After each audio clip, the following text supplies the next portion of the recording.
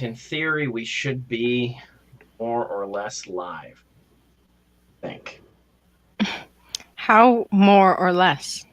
Well, the stream path gave me an error message, so I did the only logical thing and just hit the button again. But now it seems to be fine. So let's hope that it hasn't notified me that Star Trek just went that High Levels just went live on Twitch. And usually it does that. Well, it should get a notification right away. Okay. Started to go live on mine. Well, welcome to High Level Games. Presents Star Trek Adventures or something. I am your indefatigable but fatigued GM. Why don't you introduce yourselves and tell me a favorite present your character has. My name is Vanessa. I'm playing Dr. Bassa Item, and one of her favorite presents was just a simple little note from another small child when they were young, just saying how much fun she had playing with me. And since I wasn't really big on the playing, I felt very accomplished, and that I kept that for a very long time. Okay. Hi, everyone. I'm Michael. I'm playing Captain Celis Argel. And a gift particularly close to Celis's heart is a disruptor pistol given to him by a fellow member of the Bajoran Resistance many years ago. Celis didn't ask too many questions about how the Resistance member came by this Cardassian disruptor pistol, but he has his theories. Hello, I'm Jake. I'm playing First Officer Commander Cured Hex. And a prize gift that he received was after his injury in which he lost his leg. His oldest sister gave him a very ornate walking cane with the head carved into the shape of a dragon, inset with gems and intricately carved metal. And he brings it out with his dress uniform in situations where it will not be damaged. Okay.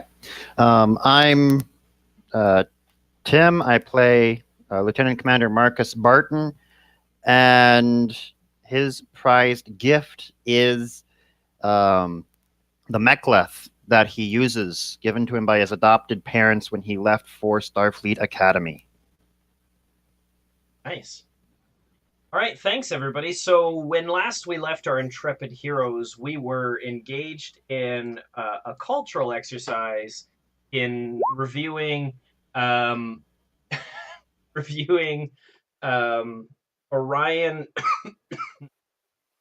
wedding. What the hell just happened? He said be right back, but then he disappeared entirely. He said he was really going to leave and then be right back. He wanted to make sure everyone knew that he was actually leaving and not just saying it. I see. Mm-hmm. But you guys had watched. Now, what are some of the reactions your characters had to what you saw so far? Outrage at a single item. The rest ranging from mildly impressed to the plans for the quantum torpedo were rather unsettling. The fact that they had them. And what was the item that you were outraged by? The Betazoid statue. What was that? The sacred empathic poetry receptacle? Yep. Yes. They should not have that. Yeah, that belongs with my people. Yeah, that is definitely, like, it's considered a lost art form, and so the few of those that remain are priceless cultural artifacts. Mm-hmm. What about you folks? I'm just at a lot of unease. Like, I really like learning about other cultures, but this whole thing, like, I feel like it's meant to put us at unease. Like, the way we came in, like, the way we really don't know what's going on, and then these gifts that are just, yeah. I don't know. I'm unease. That's where I'm at. Okay. The captain is also feeling quite uneasy. On the one hand, he's trying to tell himself that different societies have different cultures, and there are aspects of it that we should try not to judge. On the other hand, he's thinking to himself, wow, this place is awful and these people are the worst. I can't wait to get out of here. Everything is terrible. Right. Marcus, I just asked them what the characters' impressions so far had been. That's what I'm gathering from the responses. What about you? I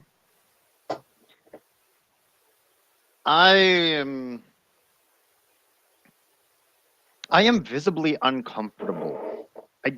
You can just look at me and tell I don't want to be here. Just the news of all these gifts, the language at the wedding. Marcus is shifting. He can't sit still in his chair. He's always shifting, always moving. At almost every gift, you can tell that his body is tensing up and relaxing a little bit, and tensing up again and relaxing a little bit. Right. Particularly since the 100 barrels of Klingon blood wine that came in were topped with 100 kegs of Romulan ale, showing how they valued those two things.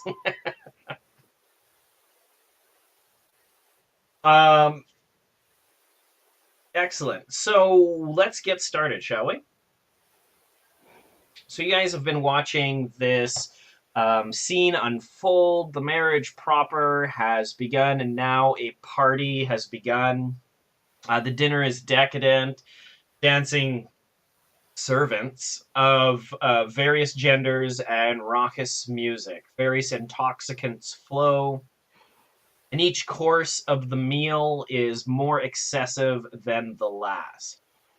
This is clearly designed to display status. Anonymous bidding begins happening via data pads for various lots identified only by number. Whenever someone wins the bidding, they laugh and hoot and then look meaningfully at the Federation folk. Party goes on for some time. Now, they do hand off one of these data pads, and they're like, would you like to bid, Captain? I politely take a pass. Oh, suit yourself. And somebody wins, woo, and just looks over at you with a knowing grin. Whatever they are bidding on, they certainly are having a good time knowing they're bidding on it right in front of you. The captain is like trying to conceal his contempt, but like he's definitely got his contempt face on. That's fair. That's fair. Yeah. So as you are eating, Zara comes over to you to thank you. Comes up and she says, "Thank you, everyone, for coming here. It's really nice of you to come and act as my Jumdakar in this process. I'm sure this will bring our people together." Thank you for your kindness. That's about all I can muster. I don't even meet her eyes, just looking around, distracted by the things happening. Goes, "Hi, Kieran." Hello. Very briefest of glances before. She smiles knowingly and just goes back to chatting with you folks and says, "Has your accommodations met with your standard?" It's been good. Lots of room. Yeah. We appreciate the hospitality of our host. the captain says, still barely concealing his contempt. Excuse me, I think I'm getting a call. Hello? And he walks away. She sits down in Kieran's spot. Oh, who would have thought it? A married woman after all of this time. Were you always planning on being wed? That's not really up to me. I mean, I think that we're well matched. Our families are powerful, so myself and Thaven will make a good team, I'm sure. I admire your optimism. Sometimes, and then I start going on about other like cultures and their kind of mating rituals and trying to find some common ground, even though I'm like, this is weird. Her Even eyes for just me. immediately glaze over as you begin to talk about anything meaningful, Sweet. and then she finds herself somewhere else to be. My You're eyes are welcome, glazing Karen. over as well. As soon as she's gone, I'll come back over. All right. Sorry about that. That was urgent. Mm-hmm. Sure it sounded was. urgent. Mm-hmm. Xandra is just like giggling to herself as Kieran comes back. She's trying not to because he is the first officer and really outranks her, but she's just like, as she's eating her meal, she's Is something funny, Xandra? I just thought of something that a joke that Falk told me earlier. Share it. I do love jokes. You had to be there, really, Commander. Falk apparently has been taking classes in human humor, and really, the jokes are deliciously bad. Ah, I will be sure to talk to her about that later. Ooh, yeah. So, how long what do we have to do? Do we have to stay up all night? Is that the plan? So it would seem. Yeah. Captain, might I suggest we take shifts to rest up if we're going to be up all night? Sounds like a plan. Let's make it happen. Also, I don't think these are synthahol. So I shouldn't have had 4 of them already. I mean, I'm not going to tell you what to do, Lieutenant Commander, but yeah. Kieran's not actually having any to drink. Damn. The captain would like to remind everyone that while it's important to participate in social functions, it's also important not to be impaired on duty and to behave accordingly. I can always just make up a hypo spray and sober Lieutenant Commander Barton up. Somewhere David Humphreys gets like a ringing in his ears. He just like shudders. Lucy, go lay down. Marcus says, "Shoot me up, Doc." Okay. So can I get a hypo spray ready? Sure. Let's see. Getting a hyper spray ready for this purpose is you can take a medical task. You get an additional dice because you have a med kit, right? You had a med kit. And you can make a reason plus science check. Not a reason plus medicine? Or reason plus medicine. Okay.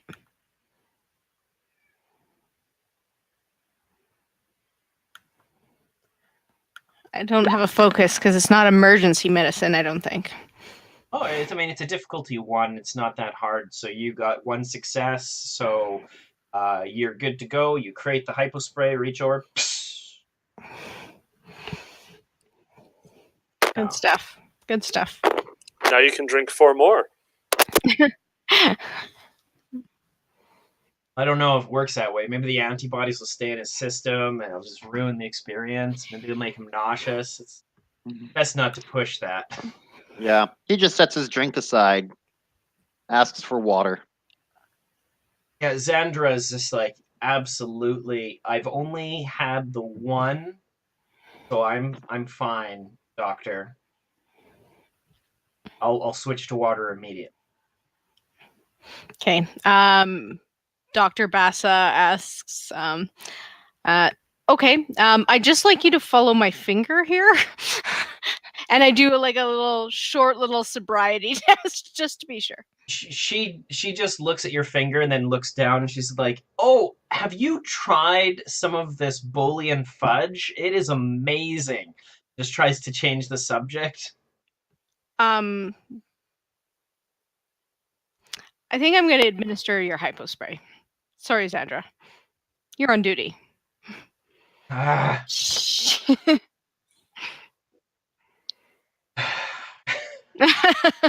Kind of puts a little bit of a grump on and Now it's Marcus's turn to smirk. hmm. He hides it a little bit better, though. Anybody know any good jokes?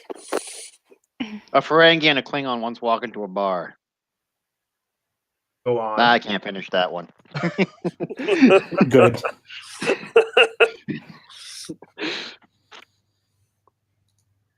So as you are eating these courses of food and drinking your water, things are going well. The music is playing. It's quite lovely. There's even they play a short snippet of Klingon opera as well, which is quite nice. Set to an original Klingon work. The operification of Hamlet. As we all know, the Shakespeare is best appreciated in its original Klingon. Yep. When it comes on, Marcus perks up and says, like, I think I know this one. Very nice. A little bit later, is there anything that you guys wanted to do while you're here? You're just kind of hanging out, keeping an eye on Cesaro, the corner of your eye, yeah. that sort of thing. Work. I'm gonna actually take myself aside for one moment and call the Bonaventure. All right. Report in. You report in. Who was left in command? Throssi. Ithrossi, that's right. So you call in. Ithrossi here. Commander, the away team reporting in. Just out of curiosity, would you be able to scan the areas that scan the station that we are in, maybe create a map? I can try. I mean, we've been provided with a general map, but there's clearly for, public consumption. I can try to do that. There are certainly some areas of this base that, or of the star base that our sensors aren't penetrating. They're just too deep. But I can certainly try. Do you think they'd take it as a provocation? Make it as passive as you possibly can. Don't probe too deeply into the areas you can't reach. Send what you can to the doctor's tricorder in case we need to get out. Okay. I'll see what I can do. Thank you. Marcus out. Thank you. Bonaventure out. And then I report what I just did to you, Captain. Well, I feel like that was a smart move. And hopefully they won't be agitated by that scan, but it sounds like, you took precautions for that. So if they mention anything, we'll have it stopped immediately. Excellent. Kieran is going to periodically throughout the night wander over to where the Betazoid poetic receptacle, I'm guessing it's stationed somewhere on display in the hall, being this artifact for of sure. wealth. I mean, there are certainly like guards and stuff around it, but Like people have been walking up and appreciating it all night. So he's going to make more than one trip over to this artifact to enjoy it properly, because many of those here cannot. no, only people who have telepathic or empathic abilities can engage with this form of poetry. So you walk up, and it's kind of like an ornate clay pot with some inlay of various metals. And when you grab a hold of each of the handles on this pot, um, you can concentrate for a moment and get a impression of the poems. Now you're initially sure you're not familiar enough with this art form to know if this is a series of poems, like an anthology, whether it is one artist's work lifetime, or if it's one giant epic project, a poem. But you do get the impression of being swept away in emotional and telepathic resonances. Your mind becomes flooded with imageries, certainly set in the distant, ancient past on Betazoid, and getting all. It's not a story, right? Mhm. Like poetry uses words to invoke emotions, but the words themselves don't necessarily always tell a cogent story. That's the way that you're accessing this information. So if there is a story, you're not attuned enough to get it, but you are getting impressions of love, of anger, of intrigue, of plots, of rage, of hatred, of all of these things, and they're in a certain order. And as an empath, like the emotional content is more familiar to you than some of the images that you're getting bombarded with. But you're getting all kinds of um, images that that you would have associated with combat.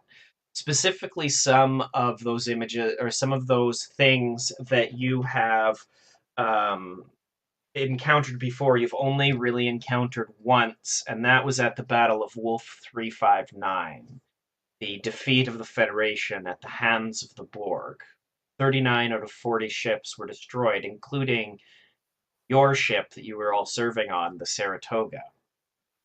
And but something about the desperation, the fear, the loss, the impotence in the face of something terrible, you get kind of hit with those things. And he's going to go and he's going to experience this several times over the night in an attempt to record his impressions of it, just in an attempt to remember to distill to just his overall goal is to let his family know where this artifact is, so that they can tell others on Betazoid and hopefully start a process of reobtaining it. Every time you do and go back and encounter it, it's kind of like joining an ongoing story in progress. So it's not the same images over and over again. It's kind of a different point in the experience.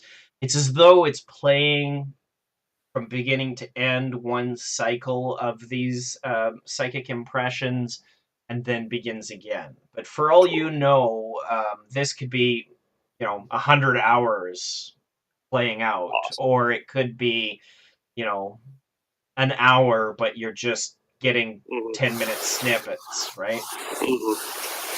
Yeah. And so after every time, he's going to be recording things on his daily logger. And I mean, I'm sure you take scans and images of it. Oh, yes. Make sure that goes back.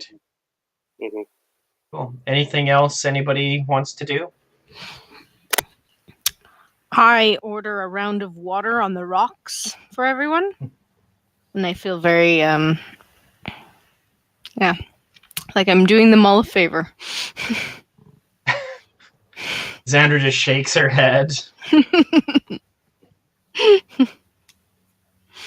Raises her. She doesn't even know she's such a killjoy. Yeah.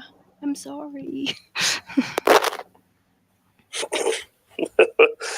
Cheers, Doctor.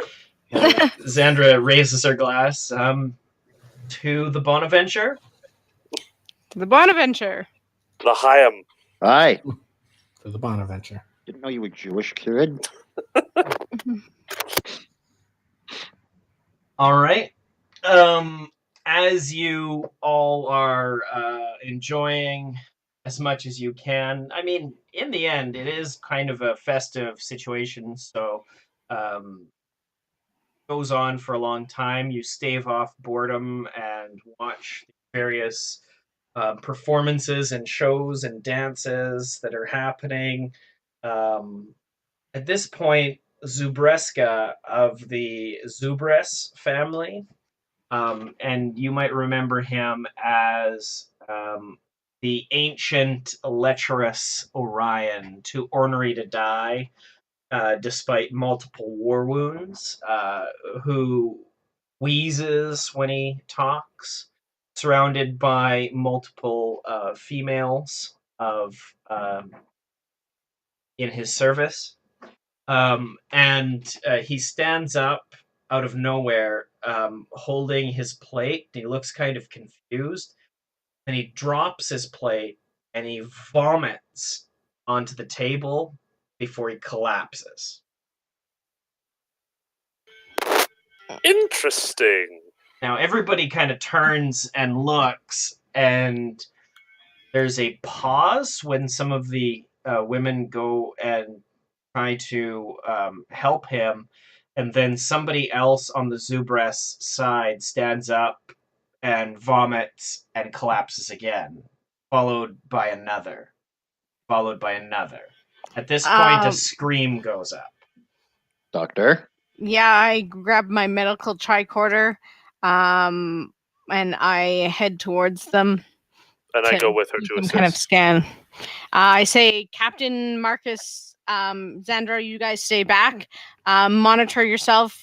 Check anyone else, seeing if they have any more symptoms. If so, bring them over to this side, and I point to a side, and we'll try and kind of keep them to that area. And I head up to see what I can find out. The captain would like to take this moment to communicate to the Bonaventure that there's some kind of mass medical emergency going on. We're not sure what's happening, and to keep a transporter lock on us. All right, Captain. We're got it all set up. Excellent. Okay, so they get that transporter lock on you. Caesara comes wandering over to stand by you. Captain, what's going on? Well, there seem to be many of the guests falling ill, and we're concerned about their well-being. Do you know what's going on? Oh, well, we look forward to finding out. The doctor is tending to some of the ill, and we will find out shortly what seems to be afflicting so many people. Okay. So Jake, Kieran, and Dr. Bassa run over to Zubreska as he lies there hunched over the table. They've rolled him over on his back, and they're trying to shake him awake, and he just seems out of it. What do you do? Pull out medical tricorder so I can check for pulse, if he's breathing, if he's alive, all those things. Okay, make a... so this is a tense and chaotic situation, so make a daring plus medicine check. Okay, daring plus medicine. And while she's doing that, I want to be examining... Go ahead. You go ahead. Okay. While she's doing that, I'm going to be examining the last thing that he ate. Okay. Specifically seeing if I can tell if there's anything tampered with. Okay. You do have medical tricorders to get an extra dice. And I think emergency medicine applies. It does. Excellent. Excellent. 2 successes. So that was a difficulty 2 medical scan that needed to be done, and it immediately shows this is an advanced and aggressive biological poison that has been designed to target specific Orion DNA of the Zubres family. Whoa. Whoa. I relay this to Kirid. I don't know who is in charge, but As soon as you say that to Kirid, the Orions around you immediately start pulling knives. Start yelling and pointing at the at Cesara's family. Whoa, everybody calm down. we don't know who's done this, but we need to investigate. Do you have someone who's usually in charge of these investigations? The Orion man that's standing in front of you pulls a wicked-looking dagger and just says, "We know what happened, and it's time these Judicar to die." Wait, you do not know what happened. We need to figure it out first. We need more information. They don't seem super enthused about talking, No. and they're going Doctor- to try to stab you. So I'm you are going to- now in initiative. They're gonna try and stab me. They're going to try to stab the 2 of you, and general fighting is 1 round from breaking out. Oh, good. That's rude of them. This is very impolite. It is. Very impolite. Hey, you wanted to know about the Ryan culture. I did. So what do I roll for initiative? You don't roll for initiative. How mhm. initiative is handled is that the players always go first, 1 at a time. And so a player goes, then an opponent goes, then a player goes, then an opponent goes, and so on. Right. Okay. I remember now. Clear as mud. Where's the anesthetizing gas when you need it? Anesthetize the ship. I should have brought a portable anesthetizing gas. Like, what was I thinking? So much easier to talk once you've gassed everyone. Plus yourself. Oh dear. All right, so Have it in aerosol. Kirid is going to go first because does it go in order of rank? It certainly can, yeah. So just a few things to mention. So combat tasks and minor actions. So minor actions are activities that a character can undertake that do not count as attack and do not require dice to be rolled. They're often in support of a task, however. These may include things as follows. Oh, also, minor action can only be performed once per turn, and most common minor actions are as follows. Aim. Aim allows the character to re-roll a single d20 made on attack before the start of their next turn. Draw item. Character picks up an item, pulls something that's been stowed on their gear. Drop prone. Character immediately drops prone on the ground, making himself a smaller target. While prone, you may re-roll any number of cover dice, and it increases the difficulty of all range attacks against him from medium range by 1 step. However, melee attacks and range attacks at close range gain 2 bonus momentum against the character. And he cannot attempt any movement attacks. Interact. Interacting with the environment in any way, more complex interactions. So this is like opening a door or something. Any more complex interactions might require full task. Movement, moving through areas. Prepare is you prepare for, spend time setting up a task. Some tasks might require this minor action to be taken before a task can be attempted.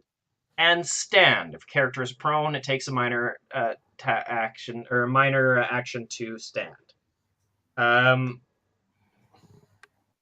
Now, tasks, you can do one task a turn. Following tasks are common to combats.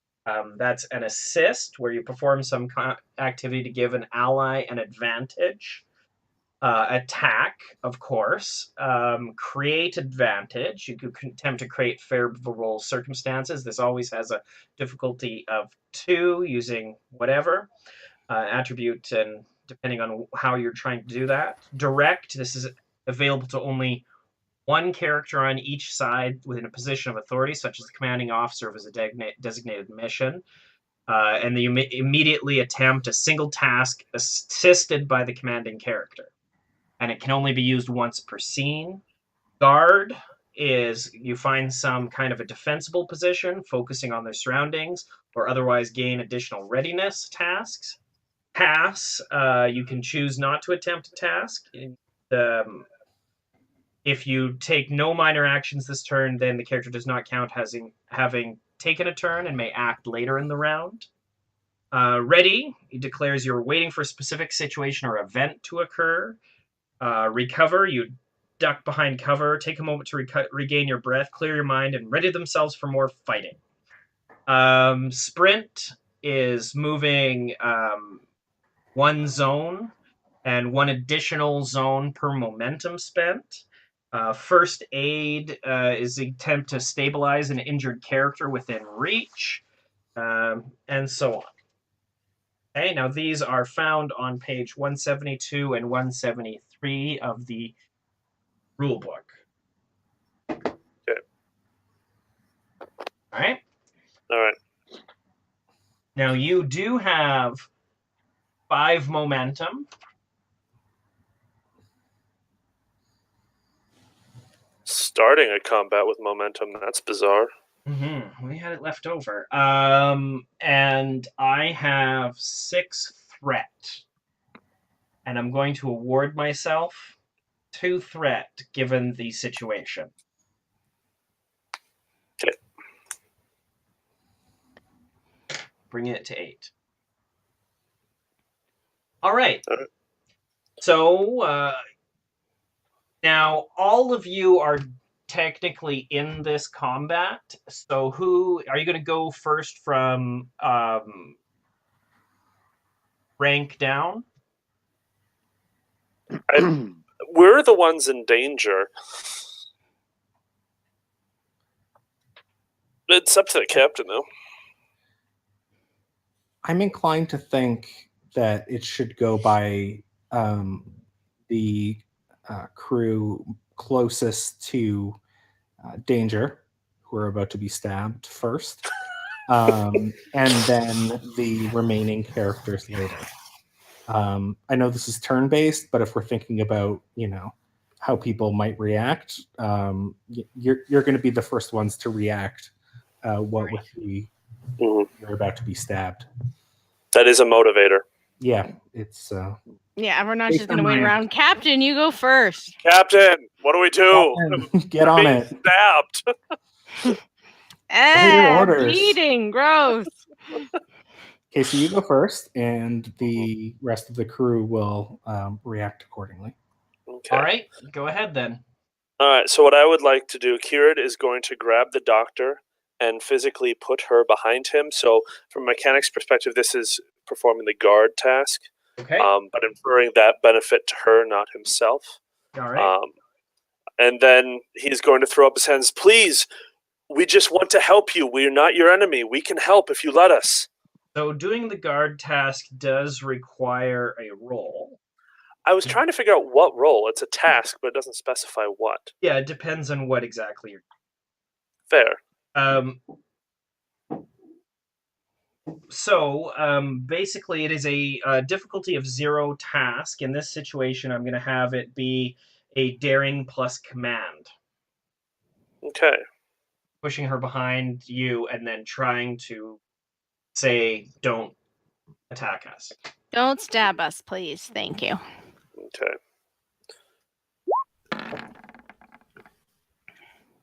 Okay, that is one success. So you gain a point of momentum up to your maximum of 6. You jump in front of her. That means that attacks made on the doctor are done with made more difficult by 1 step. So you're up there and guarding and trying to not get them get attacked. Holding up his hands, just clearly like we're not a threat to you. We can help. Please, just let us help you. Okay. As you do that, the person with the wicked-looking knife in front of you seems confused for an instant, but very clearly you get the sense from him empathically that he thinks this is a trick, and he lunges at you with his dagger, which is not a sentence I thought that I would say in Star Trek. That seems to be more of a D&D thing, but some crossover action happening. Yeah. I like it. So what he's going to do is he is going to make a daring plus security task with a difficulty of 1. Is it opposed then by mine? Okay, let me just see. So it's daring with security 1. So melee attacker attempts daring security difficulty 1, opposed by the target's daring plus security, also a difficult by 1. If the target wins an opposed task, they are considered to have made a successful attack instead. So if you beat him, you can make an attack instead of that person. And then he goes on his, or then you move back and forth that. So you kind of both fight at the same time. Okay. Okay. So he's going to roll his. Did I already roll? Nope. No. Okay, good. That is certainly a single success. So he does get a successful attack, but now you do your opposed roll on daring plus security. Okay. I see how this works. Daring plus security. This isn't combat tactics or away team specialist, is it? I would allow either one of those to apply.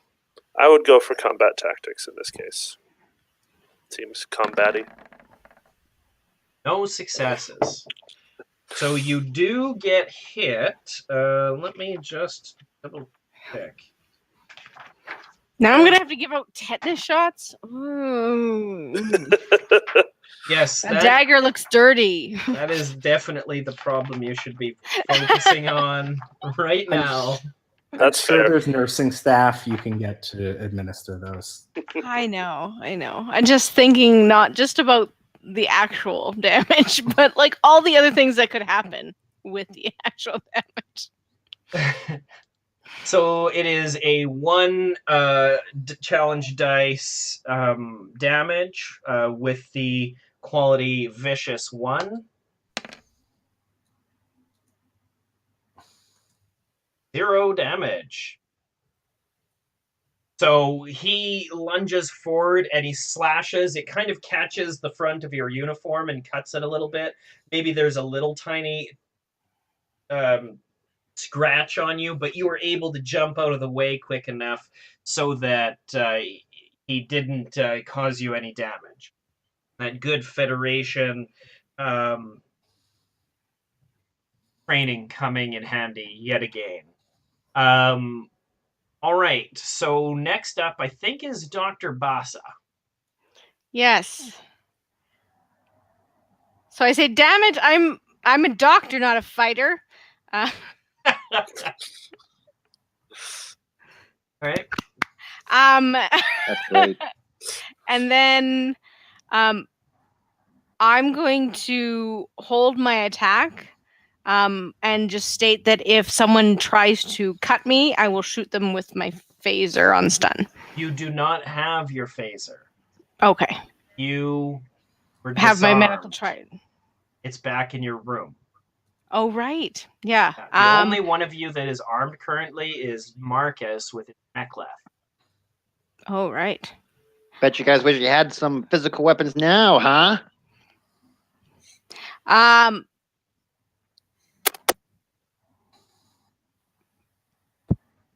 Yeah. If someone comes to stab at me, I'm just gonna try and punch him in the face. Okay. That's my I can't remember what it's called, but So this would be, I guess, a ready action. ready action. My fists are ready. Yeah, Even you though jump I'm into a defensive position behind. and I look strained. I You're don't in- look like I know what I'm doing. Right. Not a lot of combat training at Starfleet Medical. That being said, I was thinking about this earlier with this game, how, like, I mean, sometimes your characters are better at one thing than the other, but you can attempt basically anything, Yeah. right? And I was thinking about this. It's well established in the lore of the Star Trek universe that if you make it into Starfleet, you are basically a genius and physically adept as well, right? And you're given at least basic understanding of literally any situation you're going to run into on a starship, so that you can deal, right? And you can you have some ability to handle that situation, which is interesting. The more I But I think feel about like this has been something that's super atrophied in my line of work. yeah, you probably haven't kept up on your combat training since the academy. No, not Yeah. me. No, Much I'm too to, busy worrying about things. Yeah, much to Ithrasi's chagrin. Mhm. All right, so you jump onto a defensive position. There is another Orion that jumps at the commander who's in your way. Now this one pulls out a big kind of bludgeoning type weapon. It looks like a warp spanner and basically a big monkey wrench, and he just swings it at Kirid's head. That's not very nice. These are friendly folk. Right? They do think you tried to kill them, to be fair. To be fair. Well, I don't know why they think that. Why would I announce that out loud? That's fair. That is one success as he swings the spanner at your head. So daring plus security? That's right. I'd really rather not get hit with the bludgeoning thing. And focus of combat tactics. Let's actually roll well. Ooh, better. That is one success, so that is a tie. The attacker, I think, wins on that tie. Yes. Okay, so the bludgeon, it is 2 with the knockdown challenge dice. Okay. That is one effect, right? Yep, One 3 damage and 3 damage and 1 effect. 3 damage and 1 effect. So now the question is, what does knockdown do? I mean, I can guess. I'm guessing it has I nothing get to do knocked with down. knocking me down. If one And or more then he gets effects up is again. rolled, the target is knocked prone. The target may resist the effect by adding a number of points to threat equal to the number of effects rolled. So you want to give me more threat? I have 8 now, and stay on your feet, or do you want to take the 3 stress and be knocked prone? I'd like to give you 1 threat. All right. And take 3 stress, but not be knocked prone. Okay, sounds good. I'm now at 9 threat. We lost the captain. Yeah, he's a very beautiful pattern, though. Is it beautiful? Pause the video. It looks like a chip carving pattern. Not everything is Norwegian. Pretty much is. Everything is Norwegian. I think that's fair. Mm-hmm. Civilization came from Norway. Mm-hmm.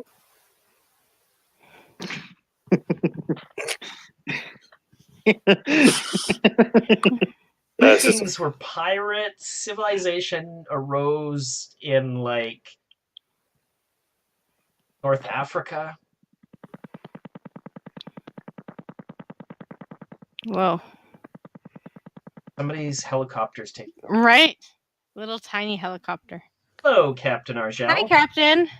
Hello. So next up is one of y'all.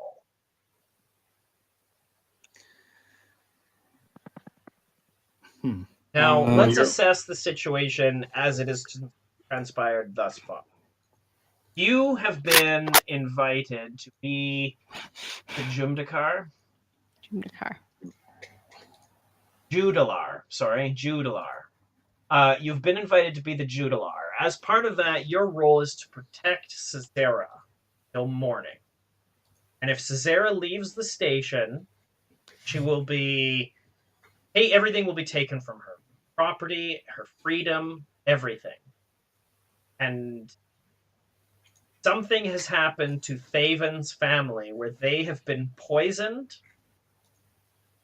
It was discovered by Dr. Edom as soon as they made this discovery. Thaven's family, the Zubres family, lashed out, attacking the 2 Federation officers who were in their midst.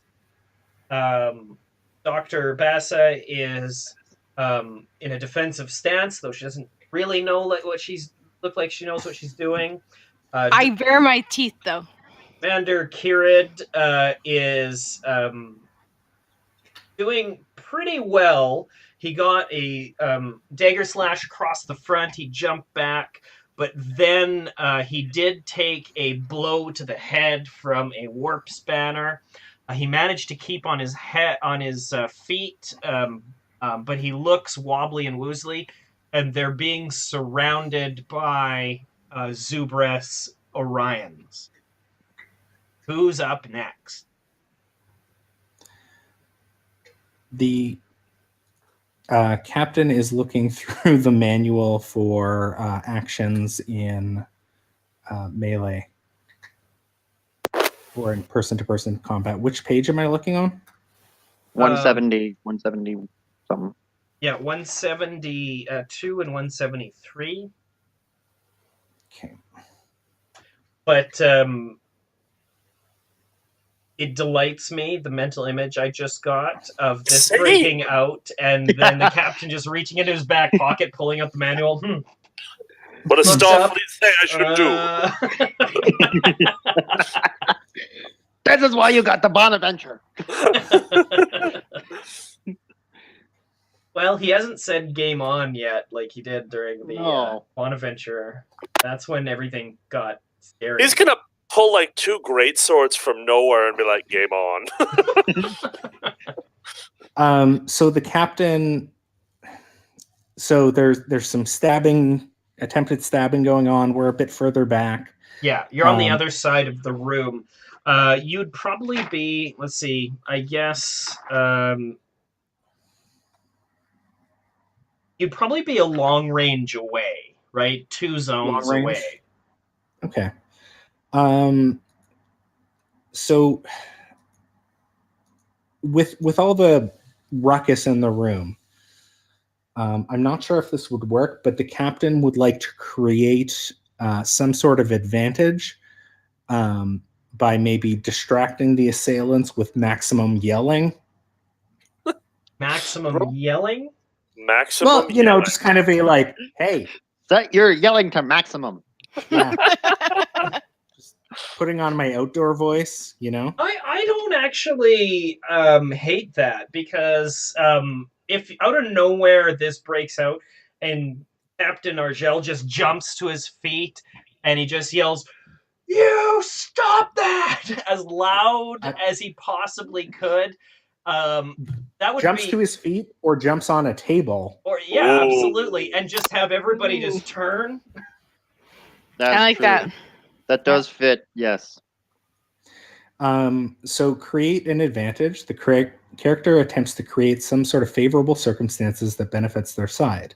This is a task with a difficulty of 2. Using attribute, discipline, and focus, if any, based on how they're trying to create an advantage. Yeah, so doing this, I think, is definitely going to be a control command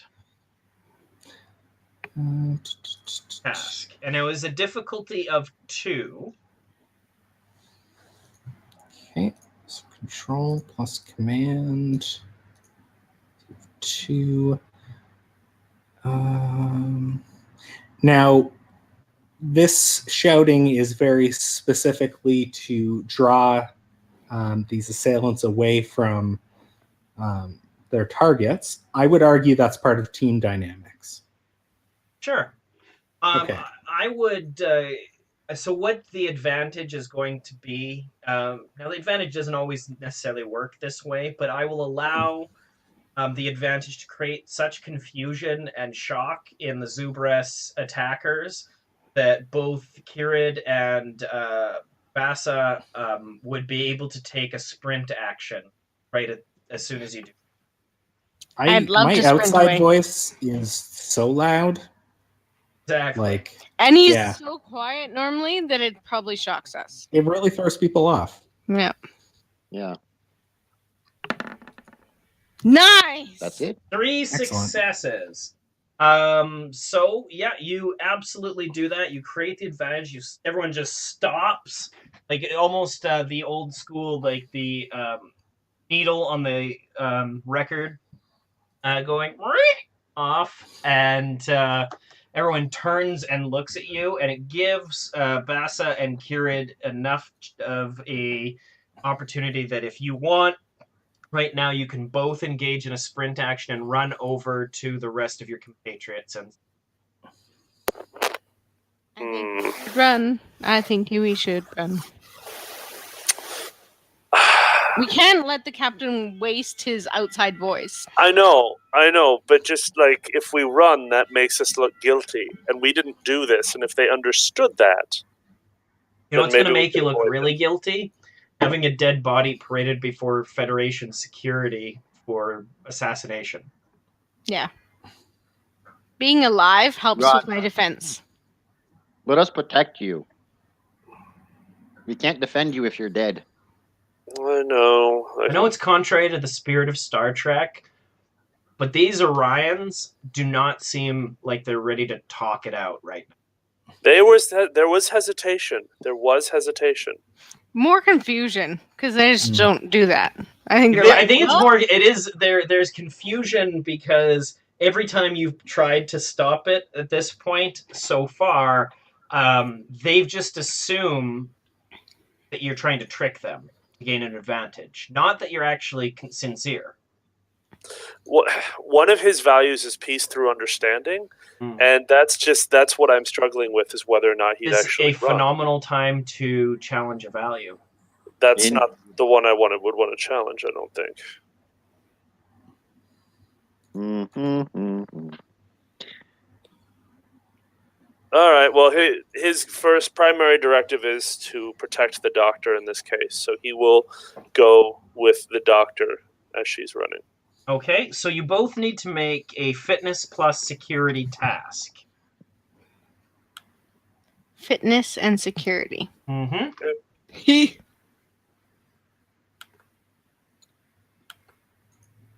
Would a away team specialist work on this? Physical fitness, Sure. Would infectious disease knowledge help? Less so. Maybe Ferengi physiology. No. No? Empathy? No. I feel like people who know how to fitness or something. Nope. Can I use my medical tricorder for an extra die? No. No. Fine. Whoa! Look at me run. You run better than Kirid runs. So I'm the Vasa gets randomest runner 3 ever. successes, and Kirid gets 1 success and a complication. Now, both of you, this means that you can move a medium distance, and if each of you spend a momentum, then you can move the long distance and arrive with your compatriots. Would you like to spend that momentum? Yeah, I think. I'd rather spend momentum to counteract that complication. Would you like to spend a momentum to counteract that complication? Mm-hmm. Okay. I think that's So 4 momentum is what you have left. And Dr. Bassa runs all the way back to the captain. Now, Kirid's kind of in the center area, surrounded by all of these ridiculous gifts. All right. Now it is time for the Orions that are attacking y'all. You've run away, so 3 Orions are going to give chase. They are going to run after Kirid, each doing a sprint action. That'll do. They're good sprinters. That will also do. And that'll do. So 3 successes, 1 success, and 1 success. So they all run up and they're giving chase. So as Kirid gets to the middle of the area, he turns around and the 3 Orions are charging down on him. Next up after the captain, I guess, is Marcus. Yeah. I'm going to draw my Mek'leth, and I'm going to do kind of what Jake did with the doctor, but guard Cicera. I know that's kind of our job, so I'm going to protect her. Okay, so are you going to make a guard action? Yes. All right, so that is going to be a insight plus security test. Okay. You're kind of pushing her behind you, looking out for danger. Mm-hmm. Security.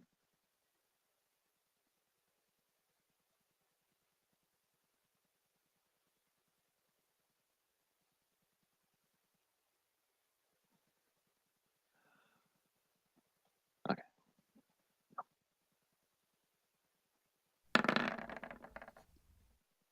That is a couple of successes. So you gain 1 point of momentum, and you've successfully, or 2 points of momentum, back up to 6, and you successfully set up a guard. Good to go. Now, the Orions, they're generally spending the rest of their action here to, you know, arm themselves, grab their wounded. There's some fighting breaking out where the 2 families have met up, but they're kind of doing a withdrawing action in the main. Following that, Xandra, Thor's daughter, is ready to go, and she's going to, let's see.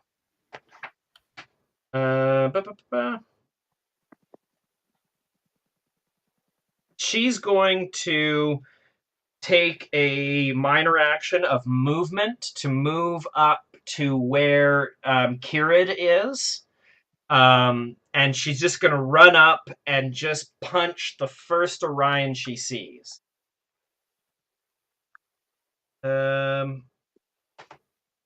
Okay. So she runs up next to you. As you turn around and spin, you see these 3 big armed Orions coming down on you. You're kind of sitting there going, oh, crap. And then Xandra comes running up to your side and just drills one in the nose. Who wants to roll for Xandra?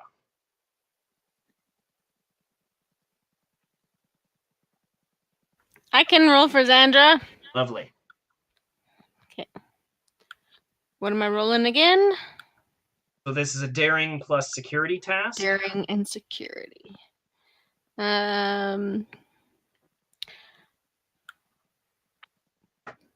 Photon torpedoes? Does that help? Okay. Always worth asking.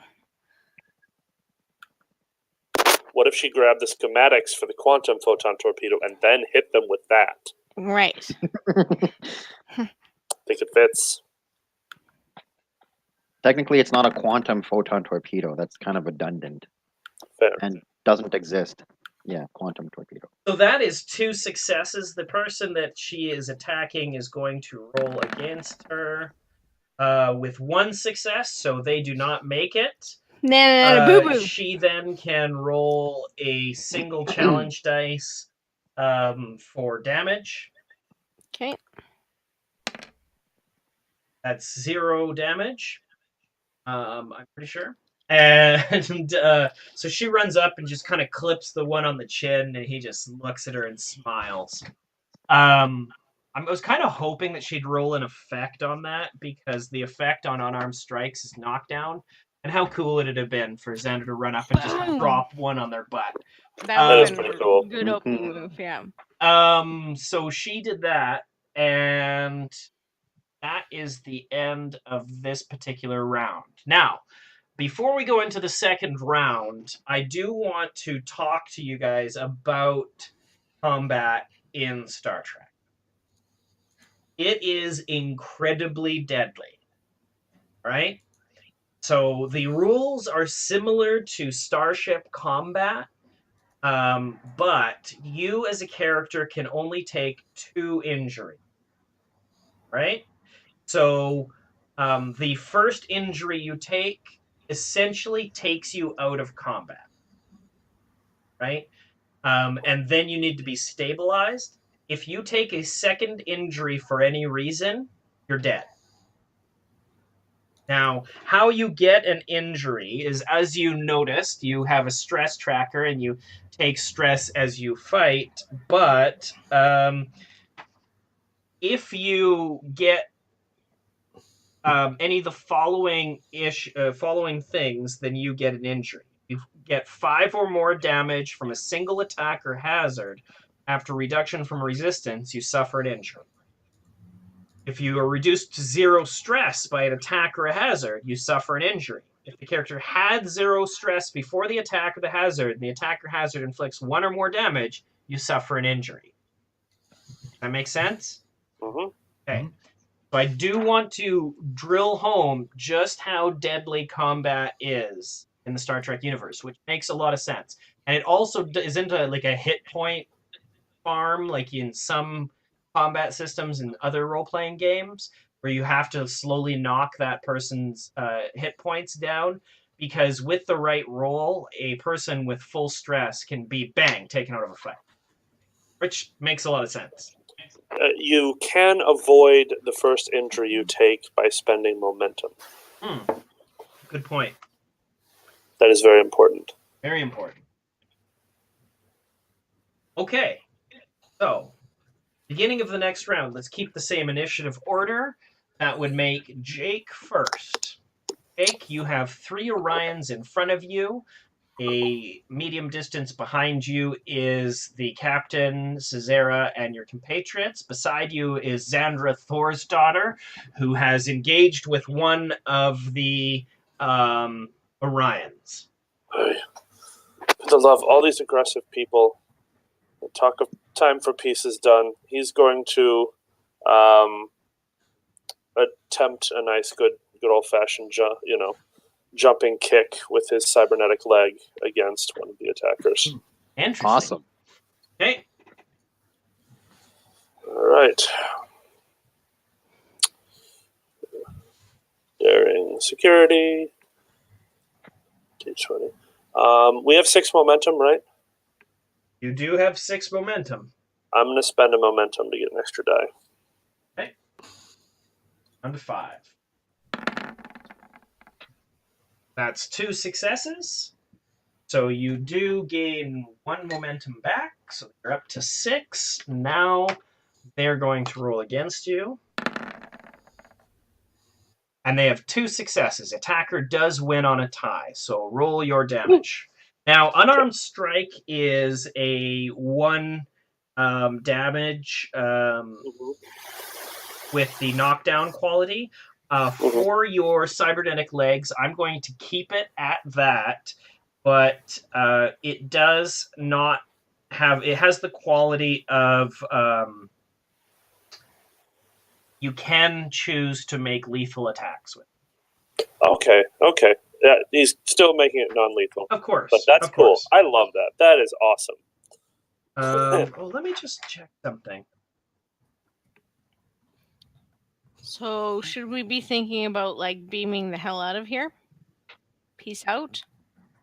We have to do our job. I mean, Why we're here not to- take her with us? Well, if Well, you then she leave, forfeits.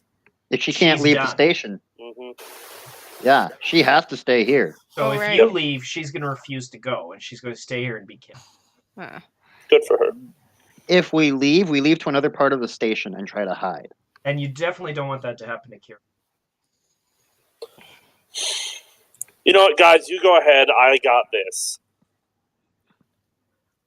Don't let your chivalry hit you. Yeah, because wasn't there something about because one challenge die doesn't seem like much in the damage category.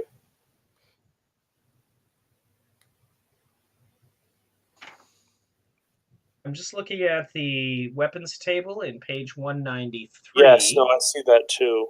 Now, they do have different qualities sometimes, but punch does not do a ton of damage. Mm-hmm. But it does have that cool a knockdown effect, so if you do get an effect on the roll, you just drop somebody on their butt. True. All right, let's go for that. All right, I'll roll it.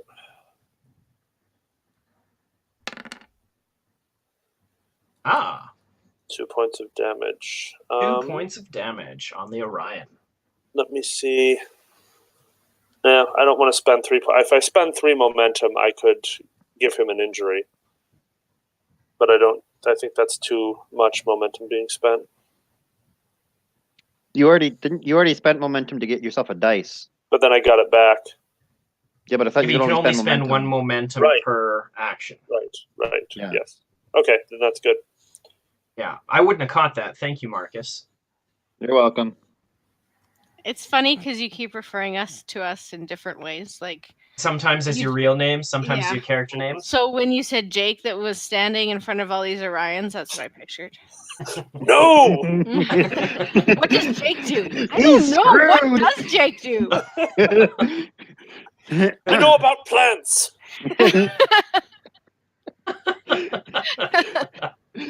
Nothing He is stops death an trap, Orion in their tracks more than horticulture. Yes! They're Well, green, I mean, plants are green. You He know. can give them marijuana, right?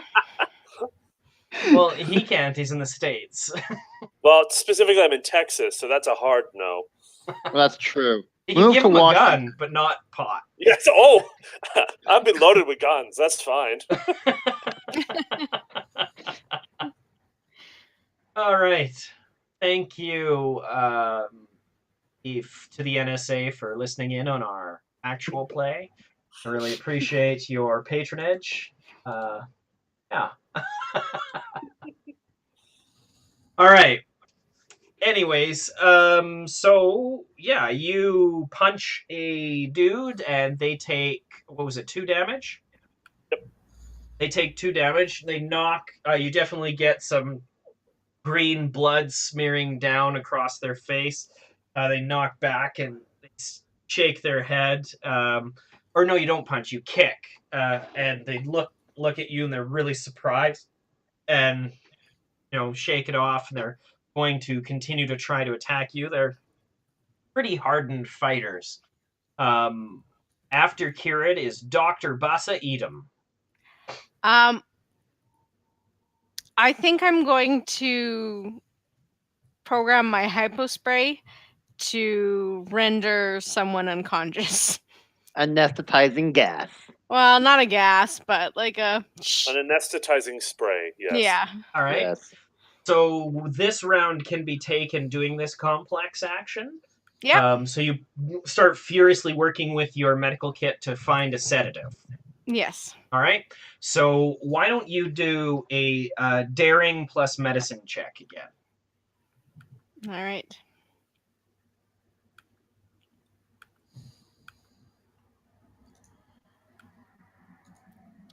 Okay. So, also, I have this field medicine. Decrease the difficulty of a roll by 1. Sure.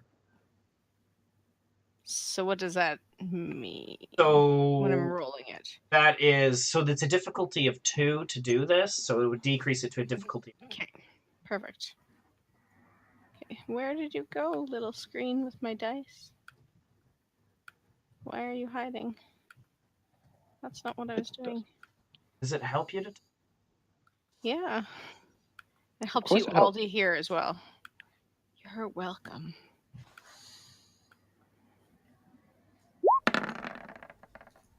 Woo! 2 Yay, successes. No problem. Mm. Spin it up. So this is interesting. So what I'm going to do is give you like how do you stat a hypospray sedative? I'm going to give you um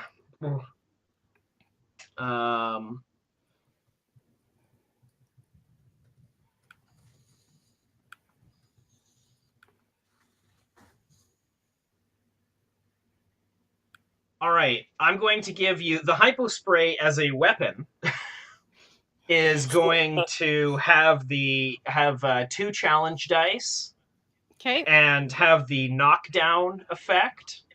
Okay. As well as the hidden and inaccurate effect. Okay.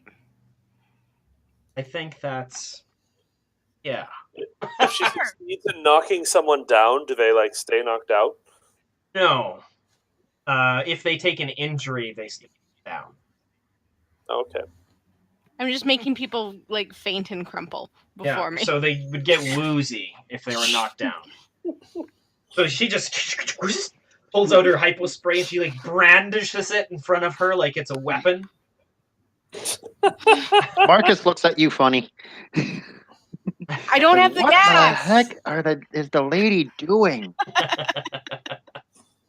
All right, I'm after with my skills. after Dr. Edom goes, the person that's been tangling with Xandra Thor's daughter is going to, in classic Trek style, do a double axe handle attack No. Yeah. The right second at time Xandra Thor's daughter. Who wants to roll for her? I'm rolling for Xandra. Okay, they got a single success. Okay, what am I rolling for her for oppose? Daring plus security. Daring Daring difficulty 1. They got 1 success, so that is a success. Okay. And I have photon torpedoes, which applies.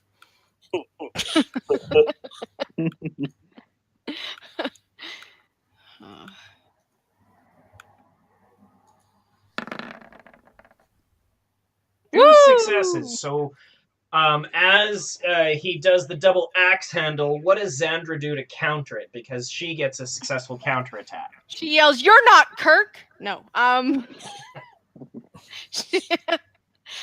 She uses that momentum to kind of spin him around, kind of like guides that double axe hand because it's not very like graceful. It's like this, and so she just grabs that and pulls it to the side, kind of thing. And what's her counterattack?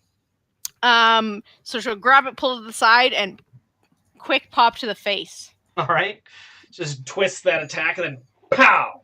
All right, roll your single challenge dice. My single challenge dice. Pop you in the face. That's 1 with the effective knockdown. Awesome. So You're not the Kirk. Orion takes a single point of damage, but you turn around and pow knock this Orion and he falls down onto his butt. Sandra looks at Kieran really quick, and then you catch her glancing over her shoulder to see if Marcus saw. Marcus is busy protecting the other prettier woman. It's all right. Yeah, she's gonna channel that rage. She can use that. She can use that. Yeah. All right. Next up is after that. Let's see. Is it the captain next? Yeah, I think it's the captain. Yep. Okay. So the captain, sensing that others may have more appropriate skills to kicking ass and taking names, would like to use his leadership ability to grant an additional task to characters under their command. Oh. Yes.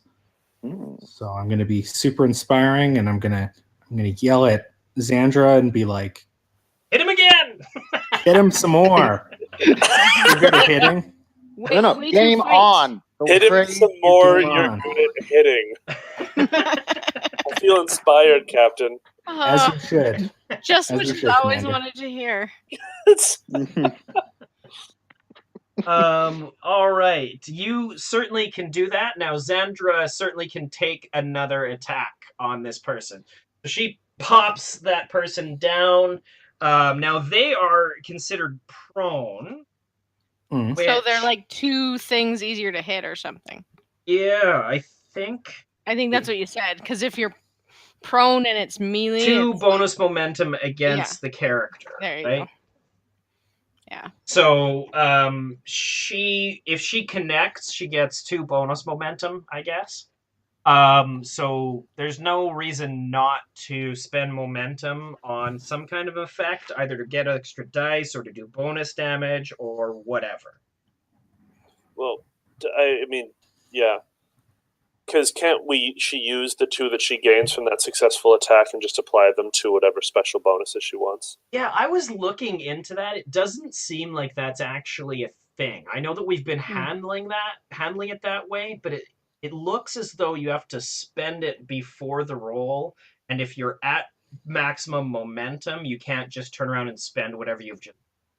Because that's my reading was that way that you just described. Was that you spend and anything left over then goes into your bank. Not you spend out of your bank and then anything left over goes, and then anything that you gain can go back into your bank. But it's your call. Well, let's go with this for now. And I know we've kind of done it both ways at this point. I'll do more reading and I'll reach out. I happen to know the or I've been in contact with the line director for Star Trek Adventures. So that seems like a perfect person to get a final, ruling on this. So maybe we'll do that. So in the meantime, spend, then generate. Okay. So it's daring and security? Yep. Okay. With a focus in photon torpedoes. What if that's my fists are called photon torpedoes? Torpedo tube 1, torpedo tube 2. Locked and loaded.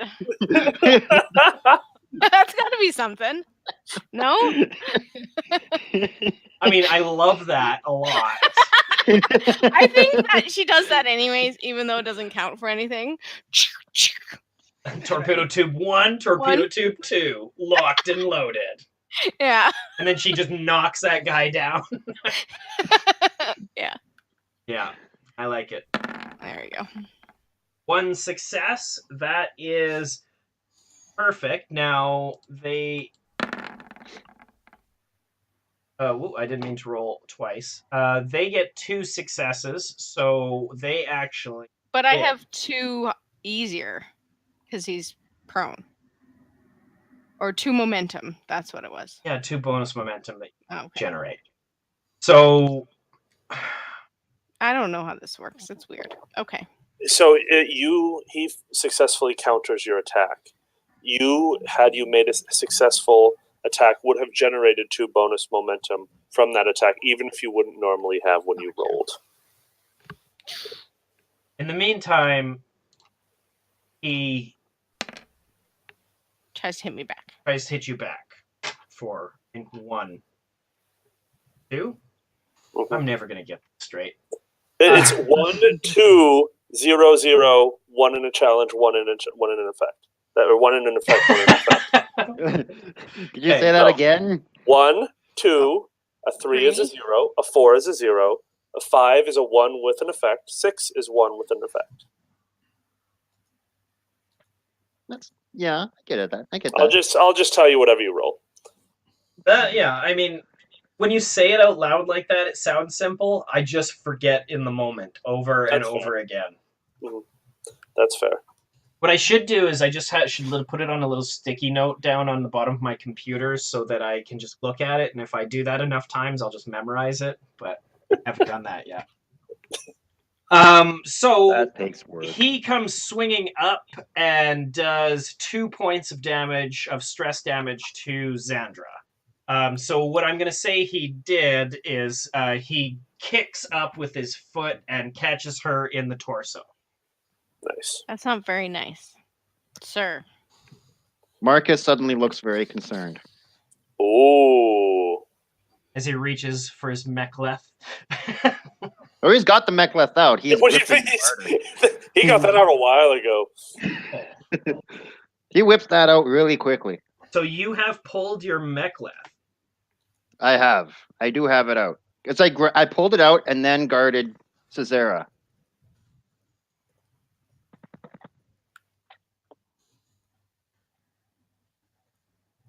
Mm-hmm. No, there is no escalation for a mechleth. Interesting. I would have just assumed that there was escalation. So an escalation, one thing that I've discovered is that various, all those times when you grabbed phaser rifles and beamed over to a place, those each cost X escalation dice. So they basically just give me threat by the very fact that you put them into the scene. Mhm. Those sorts of things. Yeah. Or like fire a torpedo in combat, because that's considered an action. That's Are my fists considered escalation, Xandra's? no. If they're named Photon Torpedo, yes. Mhm. All right. Next up, after Xandra's second attack, is the third Orion, the one with the spanner, who is going to swing and try to club Irid in the brain. Not my brain. Yes, That's right my favorite in the thing. brain. Yes, your brain. I probably should put it away when I'm in a fight.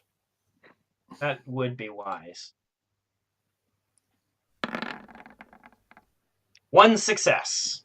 Alright, so here, let's attempt that counter. Security, focus, yes.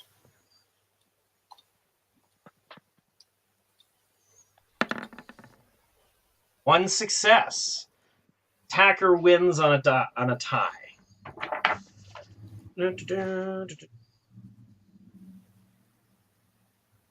So they have 2 challenge dice for damage. That is 3 points of damage because of 1, and then 2 is 3. Mhm. I mean, no, that's a 0 damage on Kirin. So it's 3 more damage as you get knocked right in the brain for the second time. Stop leading with your head. You hear Marcus yell over from the crowd, "Stop leading with your head!" as Kira just shakes, wobbles. Ugh. Next up is then Marcus. Okay. Am I? I would assume that we are still standing. That we were at the table when the fight broke out. Yeah. Okay. What I want to do is I want to grab a plate and just huck it like a frisbee at the Orion who's got the warp spanner. Okay. I I like don't it. think it's going to do much damage, but it's just distraction. Ha! I love it. So you pick up this plate, you see him like pick up this plate and like test it for balance, and then just whip it into the combat. Frisbee it. All I want in the world is a complication where you hit him in the brain.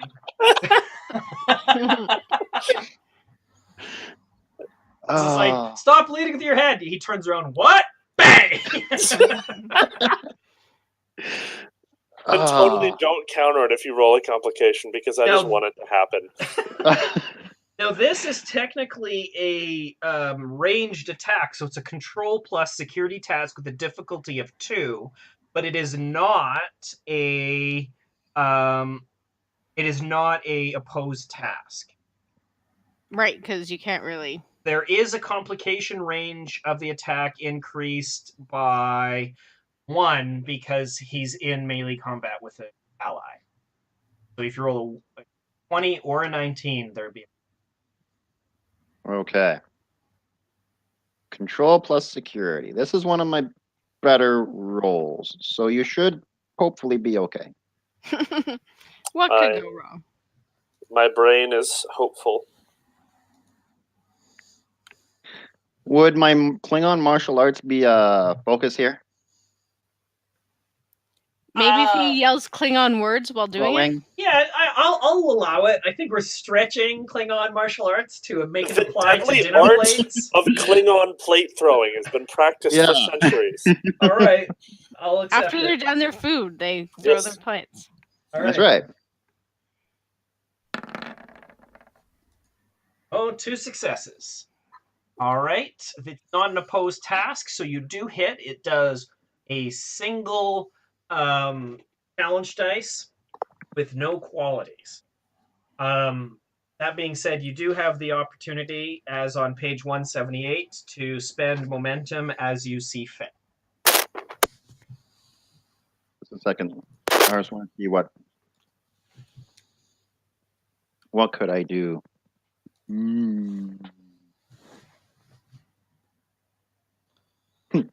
Give it a secondary target. That'd be awesome. Bounces off of one. Yes.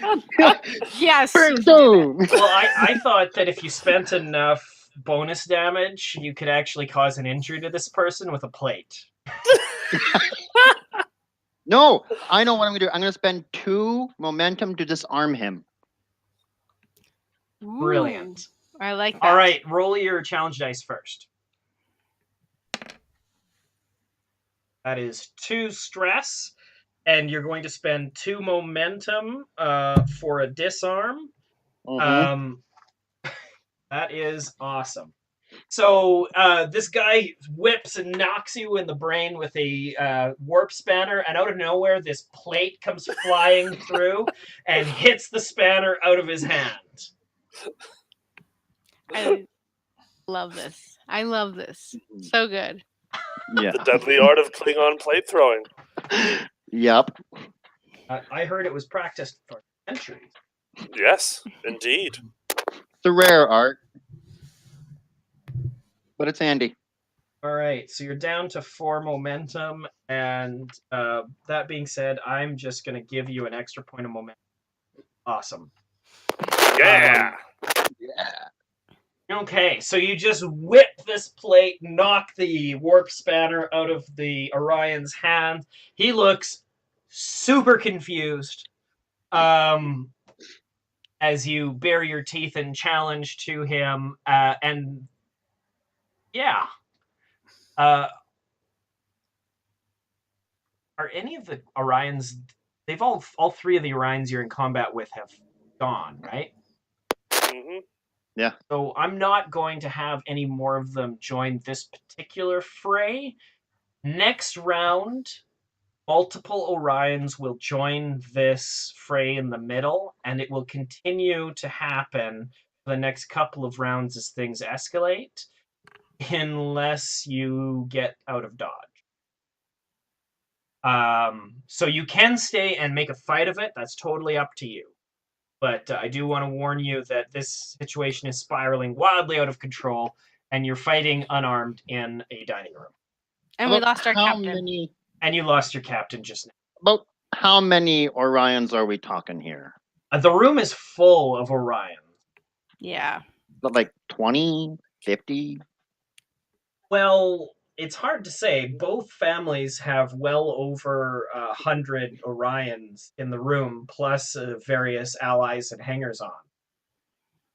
Are they all trying to attack us? Not you specifically. We can take them. One plate at a time. Yep.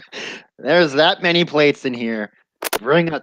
All right, do we now it find is a place to Sandra, retreat? Thor's daughter, and the photon torpedoes up for her I'm back. round.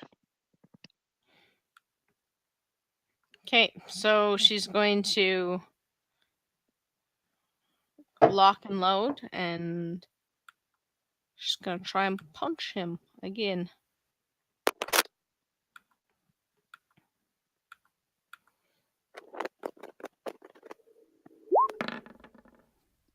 That is a single success, so they are going to try not to get punched. It's rude of them.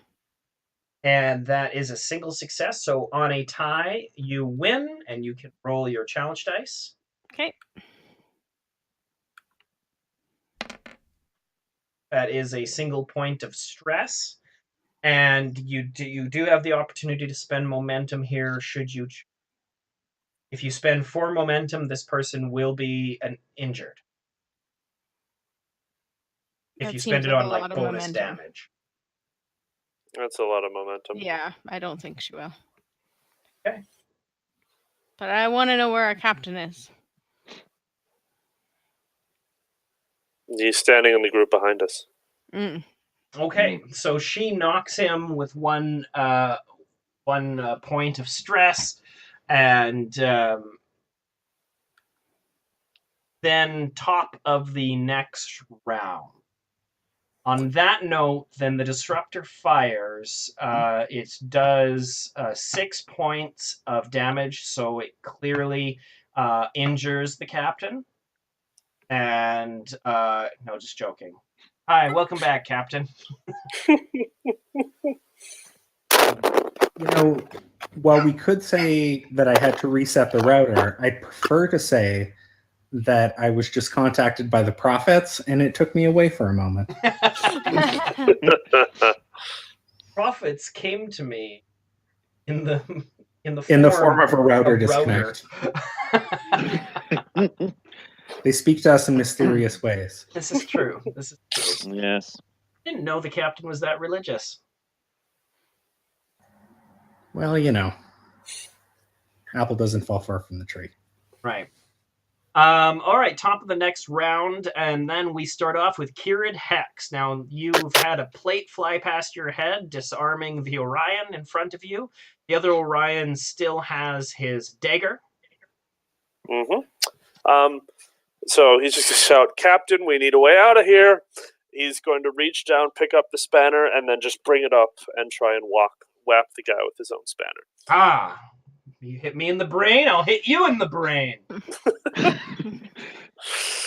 Okay. All right. So let's see how well the spanner can do. All right. Here we go. There it is. 1 success. No successes. You win. And you can roll your 2 challenge dice. And it has the knockdown as the effect. Perfect. All right. So that is 1 point of damage and an effect.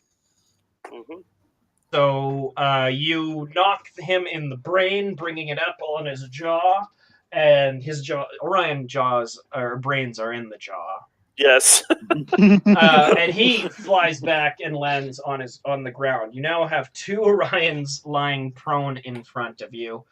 Next up is the Orion with the dagger, who's going to lunge at Pyrid.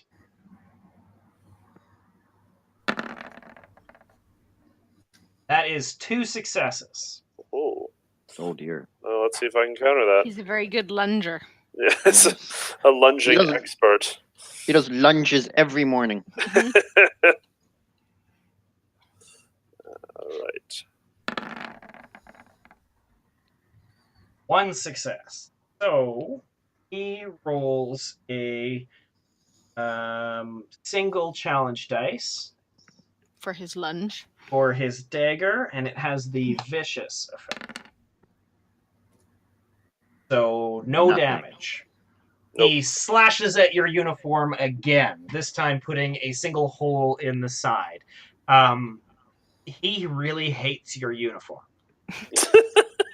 No, he's stripping you bare one thread at a time. Yes. One cut at a time. He thinks you're overdressed. This has been the core of the problem that he's had with you the whole time. Yeah. See, now it's really like I feel less constricted. Now he's really going down. Keep in mind, we are doing this whole fight in dress uniforms. hmm Like, Yep. I find that pretty awesome. I like to think that his 2 cuts are the 2 sleeves, so that I can just rip them off, and then they're nice, just bare armed and going at this with a warp spanner. Hashtag Jake has been living in Texas too long. That's fair. All right, these sleeves that everyone wears are just terrible. I put on my cowboy hat and my kicking boots. Kicking boots. And my coat. And my Colt 45 Peacemaker. All right. They lunged at you, so now Dr. Bassa, what are you doing now that you're brandishing your hypo spray? I'm so brandishing this hypo spray. I'm hoping the captain's gonna tell us where we need to go, so then I can just hypo spray people on our way out with our charge. I mean, you can look at the captain. You guys don't have to wait for your turn to Yeah. talk. Yeah, I know. So, So- Captain, where are we taking her? I'm armed. He waves her hypo spray in your face. You are armed. How many Orions are we looking at in this room? A little over 200. We can take It's gonna him. get So bad. there's somewhere around 100 for each family, plus a whole bunch of allies and hangers-on from both families. Probably like 300 people in this room total. It's turning into a general melee. Now the Zubres family is doing a fighting withdrawal out of the room, but it's chaos in here. So Give me the plates. I can do it. the Bonaventure did a scan earlier and provided it to Dr. Bassa of kind of the complex. I'd like Dr. Bassa using that to pick us a expedient way out of this room, and then we can start directing / kung fuing our way out once we know where we're going. But I don't have the map. Dr. Bassa does. So Dr. Now- Bassa, please direct us. In order to access the map, you'd have to create an advantage.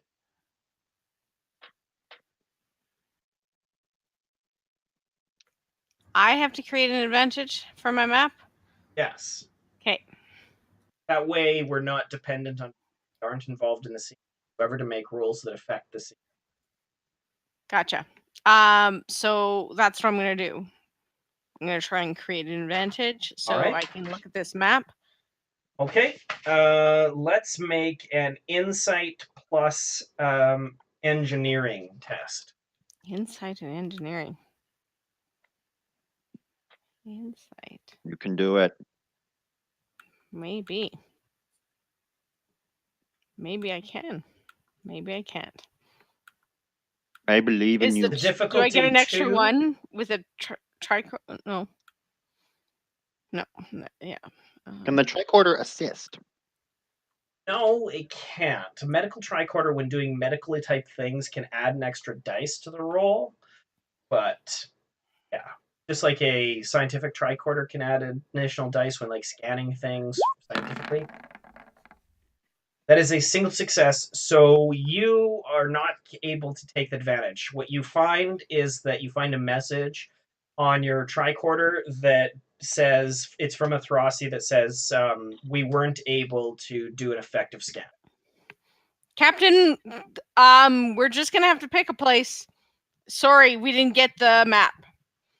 And I'm Doctor, still brandishing my hypospray ready.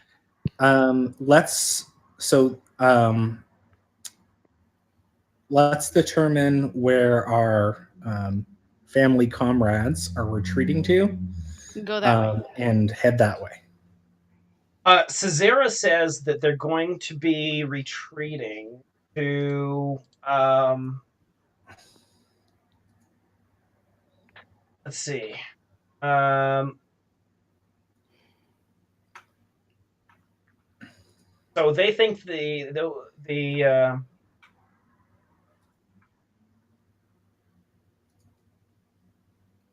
she says that the Ozarks family will be retreating to the casino. That is one of their strongholds and able to get there. She does say that if you have your phasers back at your room, we could make a detour to get them, but we don't have to. Is it likely that we could just find weapons elsewhere in this complex? Yeah, there's probably disruptors at the. Yeah, let's just head right there. I wouldn't want to stray far from our large group of allies. That's fair. I will point out, Captain, that Orion disruptors do not have a stun set. That's going to be a problem. Once we're out of the fray, we could contact the Bonaventure and ask them to transport down more appropriate weapons. But in the meantime, I think it's most important to just get out of the melee. Fair enough. All right. So that's your orders, Dr. Bassett. It's your turn. This is the plan. But I already tried to create an advantage, so that was my turn. Oh, yeah.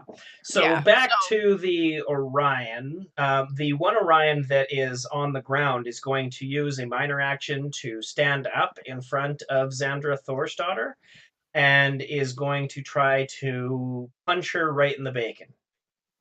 Bacon being the face. I don't know why it's the face. I don't make the rule. So is my brain within my bacon? It's behind your bacon. Brain is behind the bacon. Okay. That is a single success for... Oh, wait. That's a single success for the defense. Who's rolling for Xandra Thorsdottir? Or not? No, this is the one that's fighting Xandra Thorsdottir. So Xandra now needs to make an opposed test to not get hit. There's one success on the table.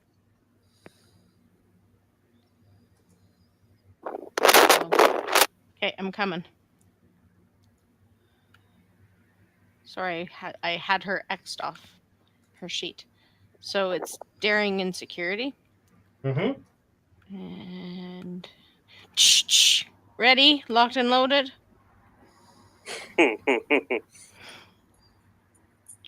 Booyah! Oh yes. 3 successes. So you increase your momentum to 6, and quite capably are able to counterattack. Roll your challenge dice. 2. Nice. 2 points of damage. So Xandra Thorsdottir, a punch comes in, she easily blocks it, and coming straight for her bacon, so she punches the Orion straight in his bacon. There's a lot of bacon punching going on. We're exchanging brain blows, they're exchanging bacon blows. That's right. All right. A lot of pork products going on. Gotta love the pork product. Yeah. It's the other white meat. Is he going to punch? Are they going to be punching hams next time? I mean, Don't be ridiculous, Jake. kick him in the sausage. No one does that. No one. That's a low blow. Wah wah. Feel proud of that. It's one of my better moments today. Really isn't. You don't know the kind of day I've had. That was phenomenal. All right. On that uplifting note, the Orions are done. So next up is Marcus Barton.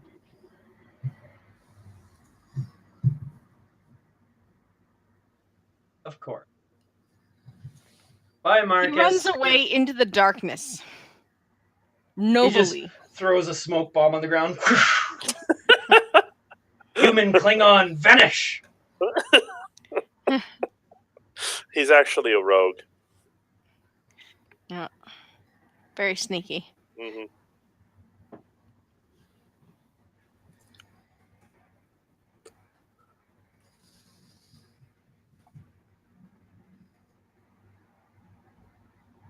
I find the mechanic around, as we're waiting for Marcus to reboot, I find the mechanic around the attack and response thing happening at the same time to be very interesting.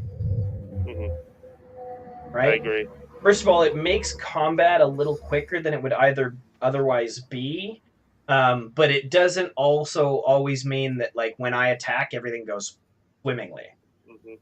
Mm-hmm. You're not just shooting for a number. Yeah. The skill of your opponent matters. Yeah, the skill of your opponent matters. And I mean, like, in theory, if I'm going back and forth with an opponent, the opponent can tag a hit on me every time I try to hit and then hit me back. Which makes sense because you're kind of leaving yourself open a little bit as you're doing something, right? And yeah. Well, and a Definitely. particularly skilled or lucky opponent can just tune somebody in hard. Mm-hmm. Oh, and while we're waiting, Quinn, so on page 84, if you read through the examples, it all relates to one event, and it goes through the order in which they deal with momentum. Oh, good. Thank you. Yeah. Just waiting for a lull to give you that. You are skilled in the art of book learning.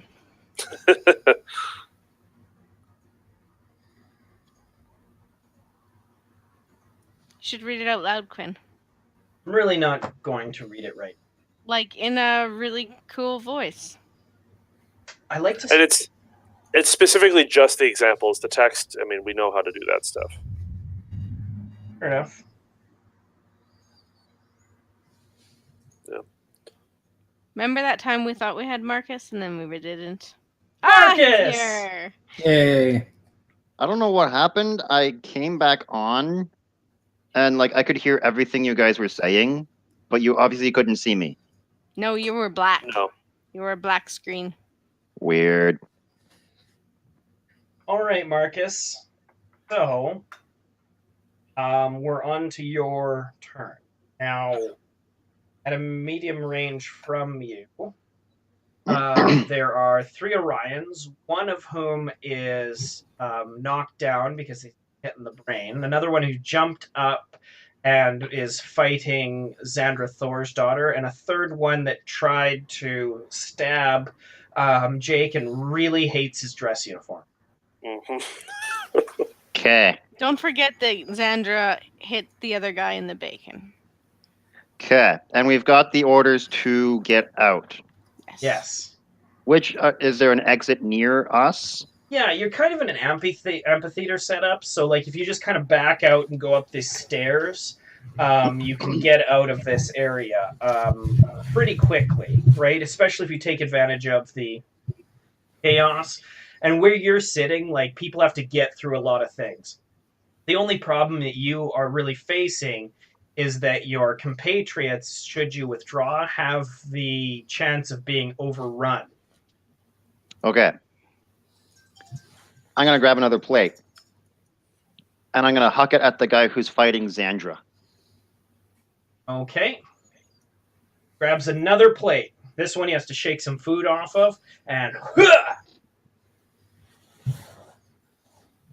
Why did he shake the food off? Yeah. so that Throw it away. it's more symmetrical. So it's easier to throw. Heck, just find a giant ham hock and chuck it. Yeah. So it is a control plus security task. The difficulty of 2. Yep. It is not opposed. Do you want to do a quick check on our Twitch to see if they gave us any helpful hints that we've missed?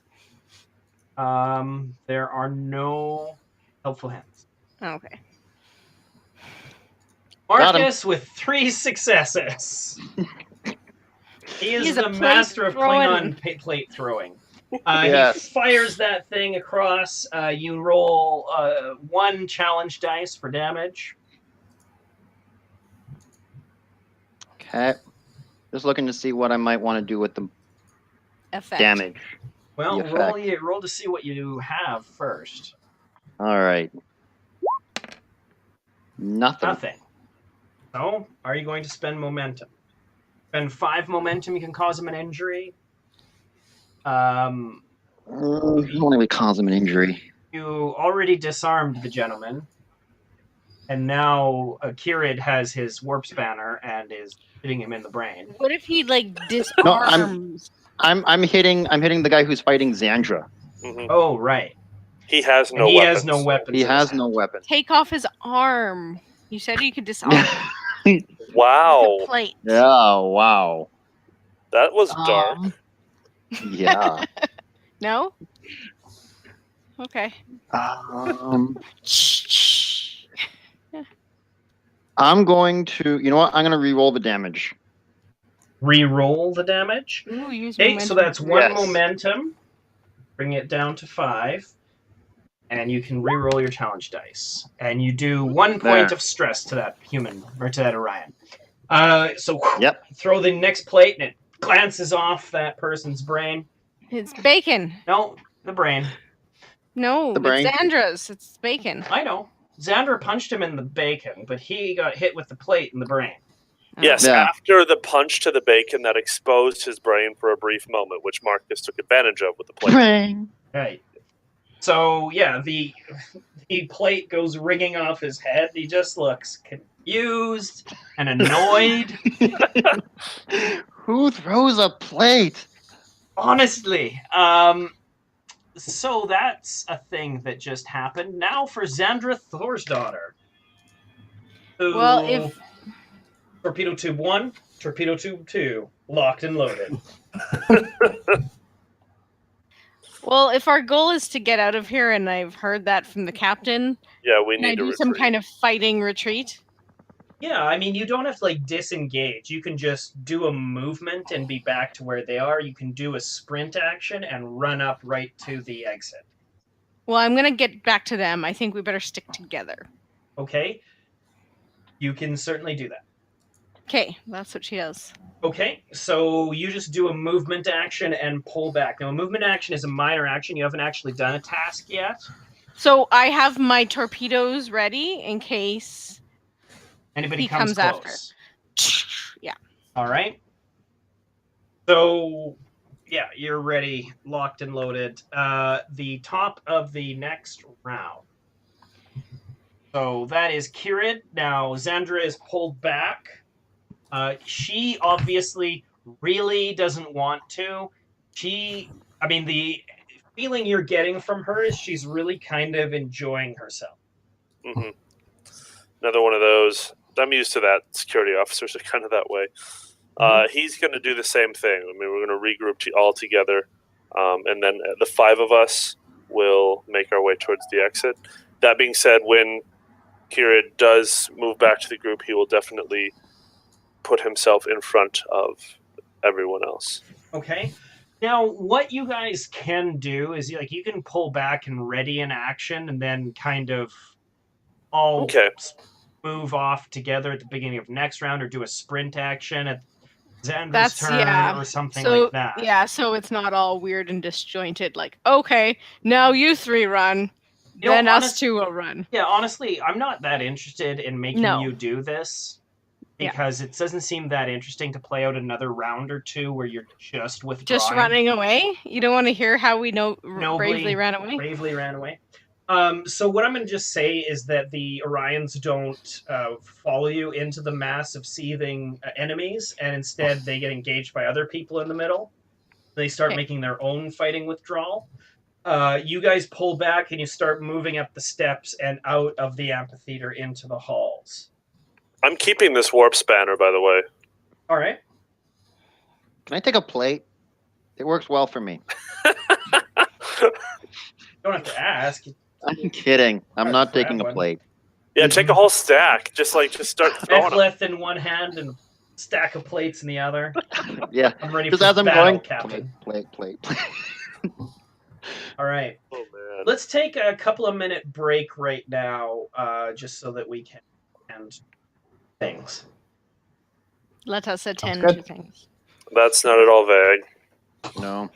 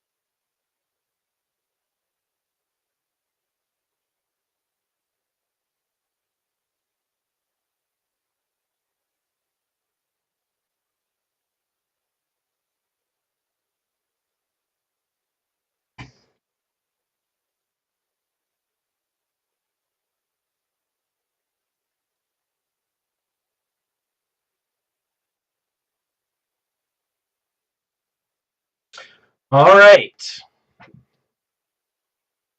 Where were we? You had just left the amphitheater, and you were in a hallway surrounded by a whole bunch of Cesara's family.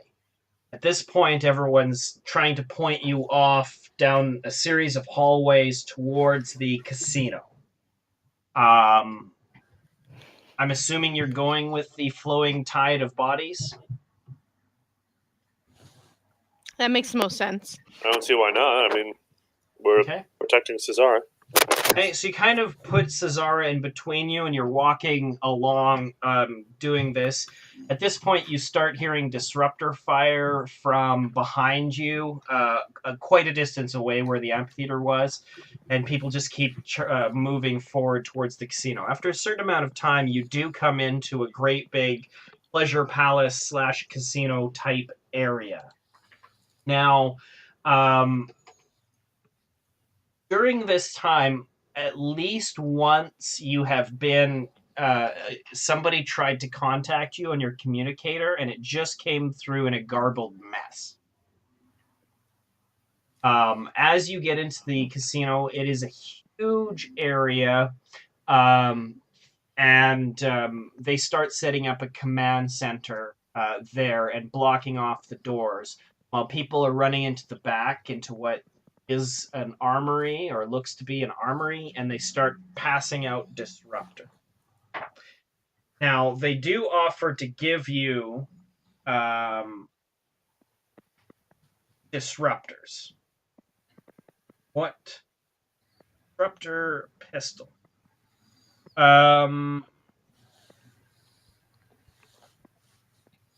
Do you each take a disruptor? I'm good with my spanner, but thank you. We'll each be taking a disruptor for now until we can find an appropriate, less lethal weapon. Okay. But in the meantime, it's not like they aren't trying to kill us. Right. So you each then, on the captain's orders, are handed a disruptor. Xandra quickly goes over her disruptor and is like, "It's in perfect working order, Captain." Excellent. Dr. Bassa hands hers to Xandra. Can you check mine too? Hands you hers. She's like, "Take that one," and she looks over yours. Yep. I holster mine. I have no intention of using it. I holster mine as well. Although first I check what settings are on the disruptor. Are the settings like kill and super kill? It's Like pulse and beam. So pulse is kind of like a semi-automatic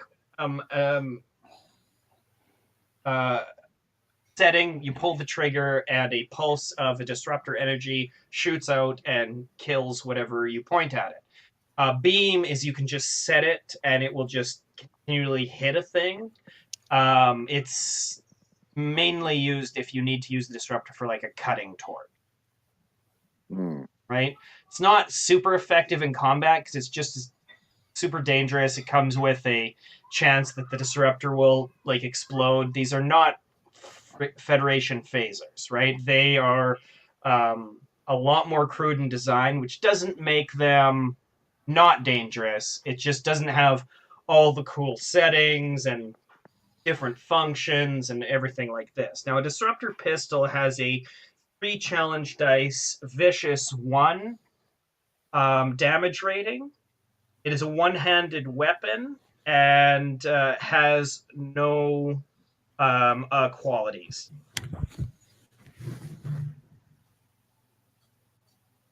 All right. So hopefully we don't have to use them. Right. Now, we need to also keep in mind that not only is combat deadly in Star Trek, the game mechanics do try to simulate the fact that sometimes in Star Trek, people get shot with a energy weapon and just disintegrate. Yeah. Yeah. There's no coming back from that. Yeah, that can happen. Obviously, the NPCs have a little bit of plot armor, but there are limits.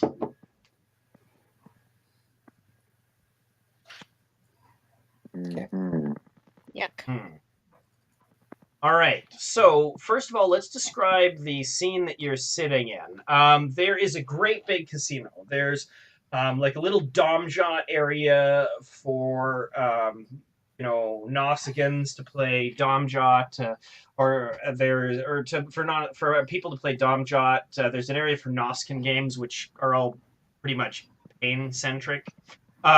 There is a whole bunch of Dabo wheels all over the place. There's certainly even a table for that Ferengi game. What is that Ferengi game that they play? Jadzia Dax plays it with Quark all the time. Oh, Tongo. Tongo. There's a few Tongo tables, stuff like this, and it's all over the place in this area.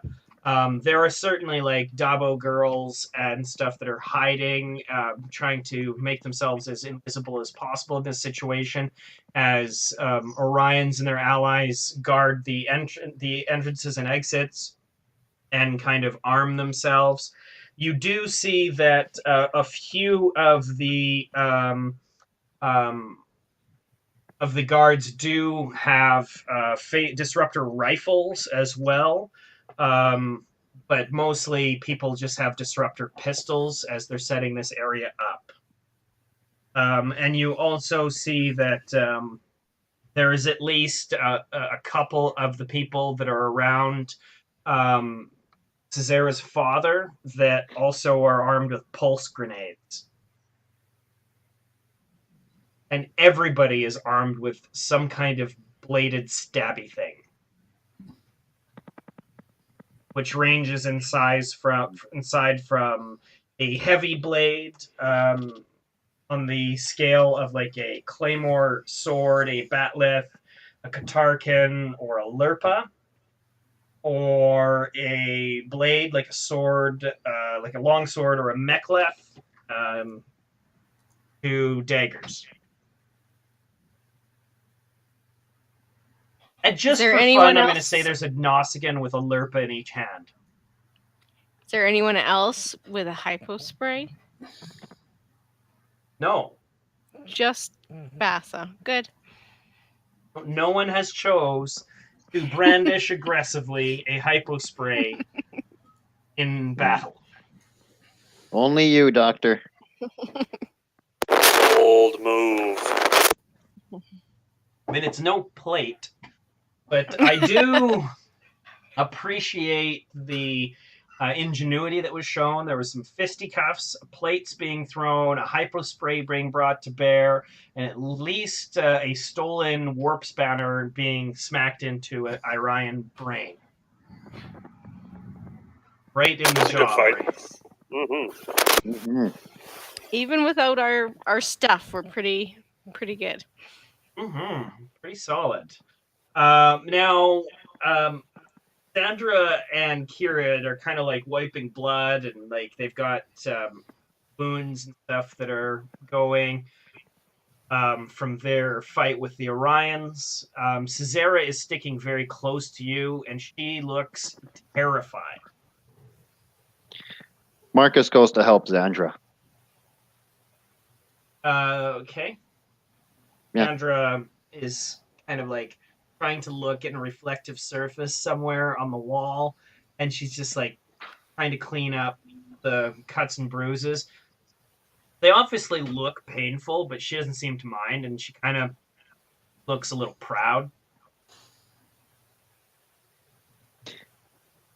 I nod at her and say, "Nice trophies." But I've seen the other guy. He looks worse. Mm-hmm. And I help her try to clean up. She kind of laughs, and she said, "Did you see when I dropped that Orion? Twice my size." That was pretty good. Although, yeah, no, it was good. Not sure what you were thinking going against a guy twice your size, but I was thinking that he was in trouble. oh, you mean Commander? No, Orion was in trouble because know what? Never mind, Marcus. All right. So, anything that you guys want to do while you're setting up? Hopefully get to a place where we're not like right in the line of fire where people come in anywhere. Okay. We can get her safe, right? So maybe we talk to someone to get a place in the casino that's better for her, right? We don't want. I think we need to talk to her father because maybe he has insight into what's going on. Maybe he can give us a place that we can take her to be perfectly safe. As kind of general direction here, I'd like to find somewhere within this space that is safe-ish, and then to communicate up to the Bonaventure for less lethal weapons. I don't want this to come to blows and for Xandra to, vaporize someone. That is fair. Yes. Anticipating that this will come to blows. Yeah. Again. All right. Let's see. So you have several things you want to do. Which is the first one? Just finding a safe-ish semi-com area where we can kind of regroup, and we can ask for weapons to be transported down and reasonably assume that we'll get them, and a bunch of Orions won't. Right. So, you have a couple of options in setting up a safe and defensible area. There is a space on, the upper level that is surrounded by domjot tables that you can go up to and use on a higher elevation, be able to see everything, but still be able to move if necessary. Or you can go into the back, and there is a storeroom that you can huddle up in, which is fine, and it only has one entrance in or out, but also it only has one entrance in or out. Or you can stay on the main floor where there's lots and lots of people around. So, crew, do we want to go storage closet or domjot tables? I'm thinking domjot. I'm thinking domjot. Mm-hmm. All right, so let's head up there. Okay, so you head up to the domjot tables, and I'm assuming Xandra and Marcus start knocking some over to try and create barriers around you if people are going to come from different directions. Xandra comes up to the edge of the balcony and starts picking sight lines with her disruptor on different doorways and stuff. There's a few pillars that she says are in the way, so she starts picking out, and then she grabs a little bit of chalk from one of the domjot tables and starts marking up spots on the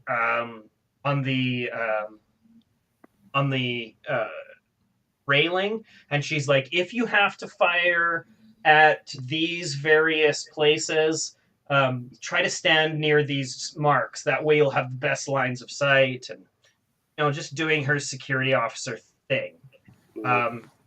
She does seem to be like, man, I wish Athrasi was here. Right? As much as she seems to really enjoy this, it's not that she this is what she trains for, so she's excited. She's not bloodthirsty, and she's not unafraid. It's one thing to be let's get into some fisticuffs, but she knows as well as everybody that her and her crewmates' lives might be on the line right now. Mm-hmm. Yeah. Hmm. We need to talk to Cesara's father. We need to talk to Artaxo. We need to figure out what's going on. Agree. What did they do? I have a feeling that we were brought in as a scapegoat, but no, there's nothing we can do about that now. All right, so now that you have your defensible position, you kind of sit Cesara down somewhere. She seems terrified, and she's just willing to kind of do whatever she's told right now. I'd like to impress upon the crew at this moment that thinking that we may be being manipulated in this situation, and others may be attempting to use us as a scapegoat or to demonize us, it's very important that no Orions die while we're down here. Sandra just is like, Captain, with all due respect, they come in here and try to take our lives from us. What are we supposed to do? At this moment, I'd like to communicate up to the Bonaventure and ask for an order of a half dozen phaser rifles. Right? Can an Athrasi be those? Yeah, can we ask for Athrasi? Send us an Athrasi and some phaser rifles.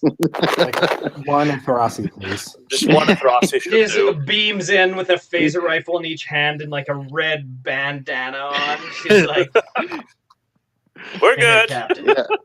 Yeah. Did you mean, Captain, did you mean a security detail? No, you heard me. One Athrasi. Actually, given the situation and that it may escalate into, into orbit, I think a security detail may be more appropriate. So the way these work is that you can bring in NPCs up to the scale of your ship. Okay. Right? So you have a scale of 5 and you have Xandra with you. You can bring in 4 more people. Now, there's not a really good explanation in universe for that, except that budgets are tight and there's only so many people you can put on screen. Makes sense. Because when you think about it, if you're in this situation for real and you're like, all right, you know what? We're going to protect this person till the morning. Arm 100 people of our 450-person crew and come to us. Let's make sure that goes well. Yeah. Since that's not an option, let's request, a dozen phaser rifles and 4 additional security crew to join us. Fair enough. Something that go ahead. Oh, go ahead. I think something that might be worth. Why are we trying to guard her through the night? This wedding is clearly like. Are we trying to make good relations with Ozarxo's family on the Orions? I mean, is that kind of the outcome that we're looking for here? We're doing our job.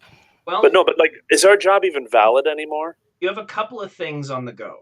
According to Orion law, if she leaves the place, she loses all that she has, including her freedom, right? And you know what that means when it talks about Orions. She'll become a slave. Mm-hmm. So there's that part of it. If you leave her here without protection, she might die. So Yes. There's that piece. Also, you are here in an official capacity under orders to act as her, what is it, Ken? Judalar? Yeah, Judalar. Yeah. In order to create good relations. Now, the captain knows, but has not bothered to tell his senior staff, that this was a favor that was asked of the Federation for Captain of the Bonaventure specifically to do. And if they are successful in it, the Orions are going to cut off all arms deals and arms shipments to Tyrinidae. That was a slight oversight on my part, not to share. Just slight oversight. Aside from everything else, I feel that as much as Orion culture is marked by duplicity and double crosses, it's also a culture that relies heavily on face. You do a thing you say you're going to do a thing, so do a thing, and this will increase your reputation within Orion Society. So we agreed to protect her, and now we're going to do that thing, and it may have positive repercussions for us down the line as we interact with other Orions. All right. Makes sense to me. All right. So what's next? Either communicating with the Bonaventure or trying to go and talk to Cesar's father. I'd like to communicate with the Bonaventure immediately. Okay. So your immediate, just tap the communicator, just comes nothing but pixelated static. But you can try to scan and try to figure out what's going on. So what type of task would this be, and who would be best suited to trying to break through? So your science officer probably has a science tricorder. Your medical officer has a medical tricorder. Do a scan to see if there's interference would probably be a reason plus science task. All right. Kieran? On it, boss. And with the science tricorder, you get to add. Okay. Science it up. Yes. Do it. Rock that science thing. That is 2 successes. So it is a difficulty 1 task to assess the situation. So that brings you to a momentum of 5 because you changed scenes, so you have you lost momentum down to 4. What you find is there has been a high-powered pattern desequencer that has been placed over the entire station and beyond.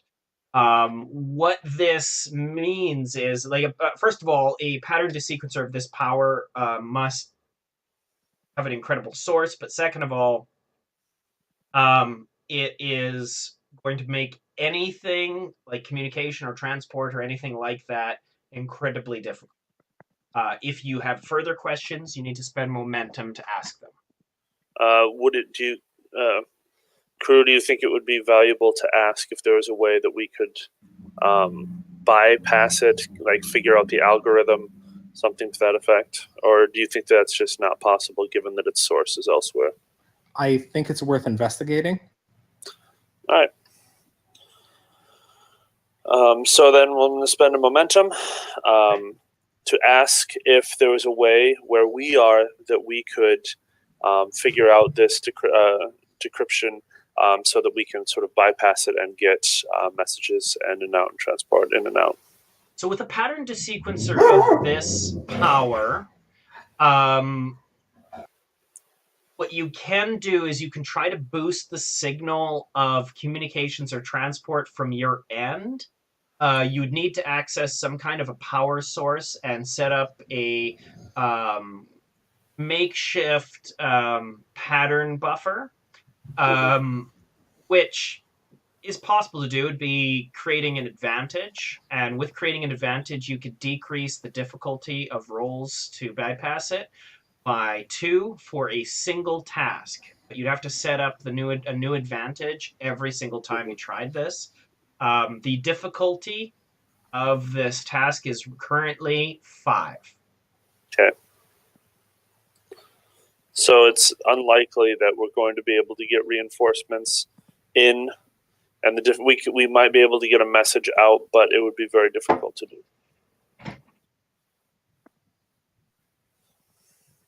Do you have any other questions? Anyone have anything else? For the crew of the Bonaventure, to kind of pursue independently, what is the source of this interference, and can they disable it? Well, you can't communicate with the Bonaventure right now. Oh, right.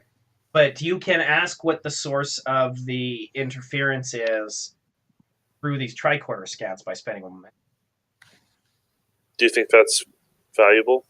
I think that's worthwhile. All right, let's do that. What is the source?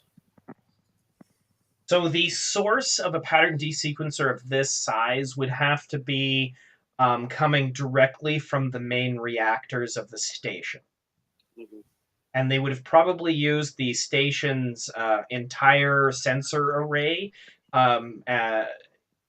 in such a way to cascade a pattern desequencing field off of the station. So likely it's being broadcast from the station out, so it's affecting the space around the station. But since it's centered here, you're impacted by it as well. Okay. So likely that would impact sensors, transporters, communications. You might not even be able to create a warp field. Maybe not even impulse. If Bonaventure started pulling away, they might have to go under thruster power until. Oh. Okay.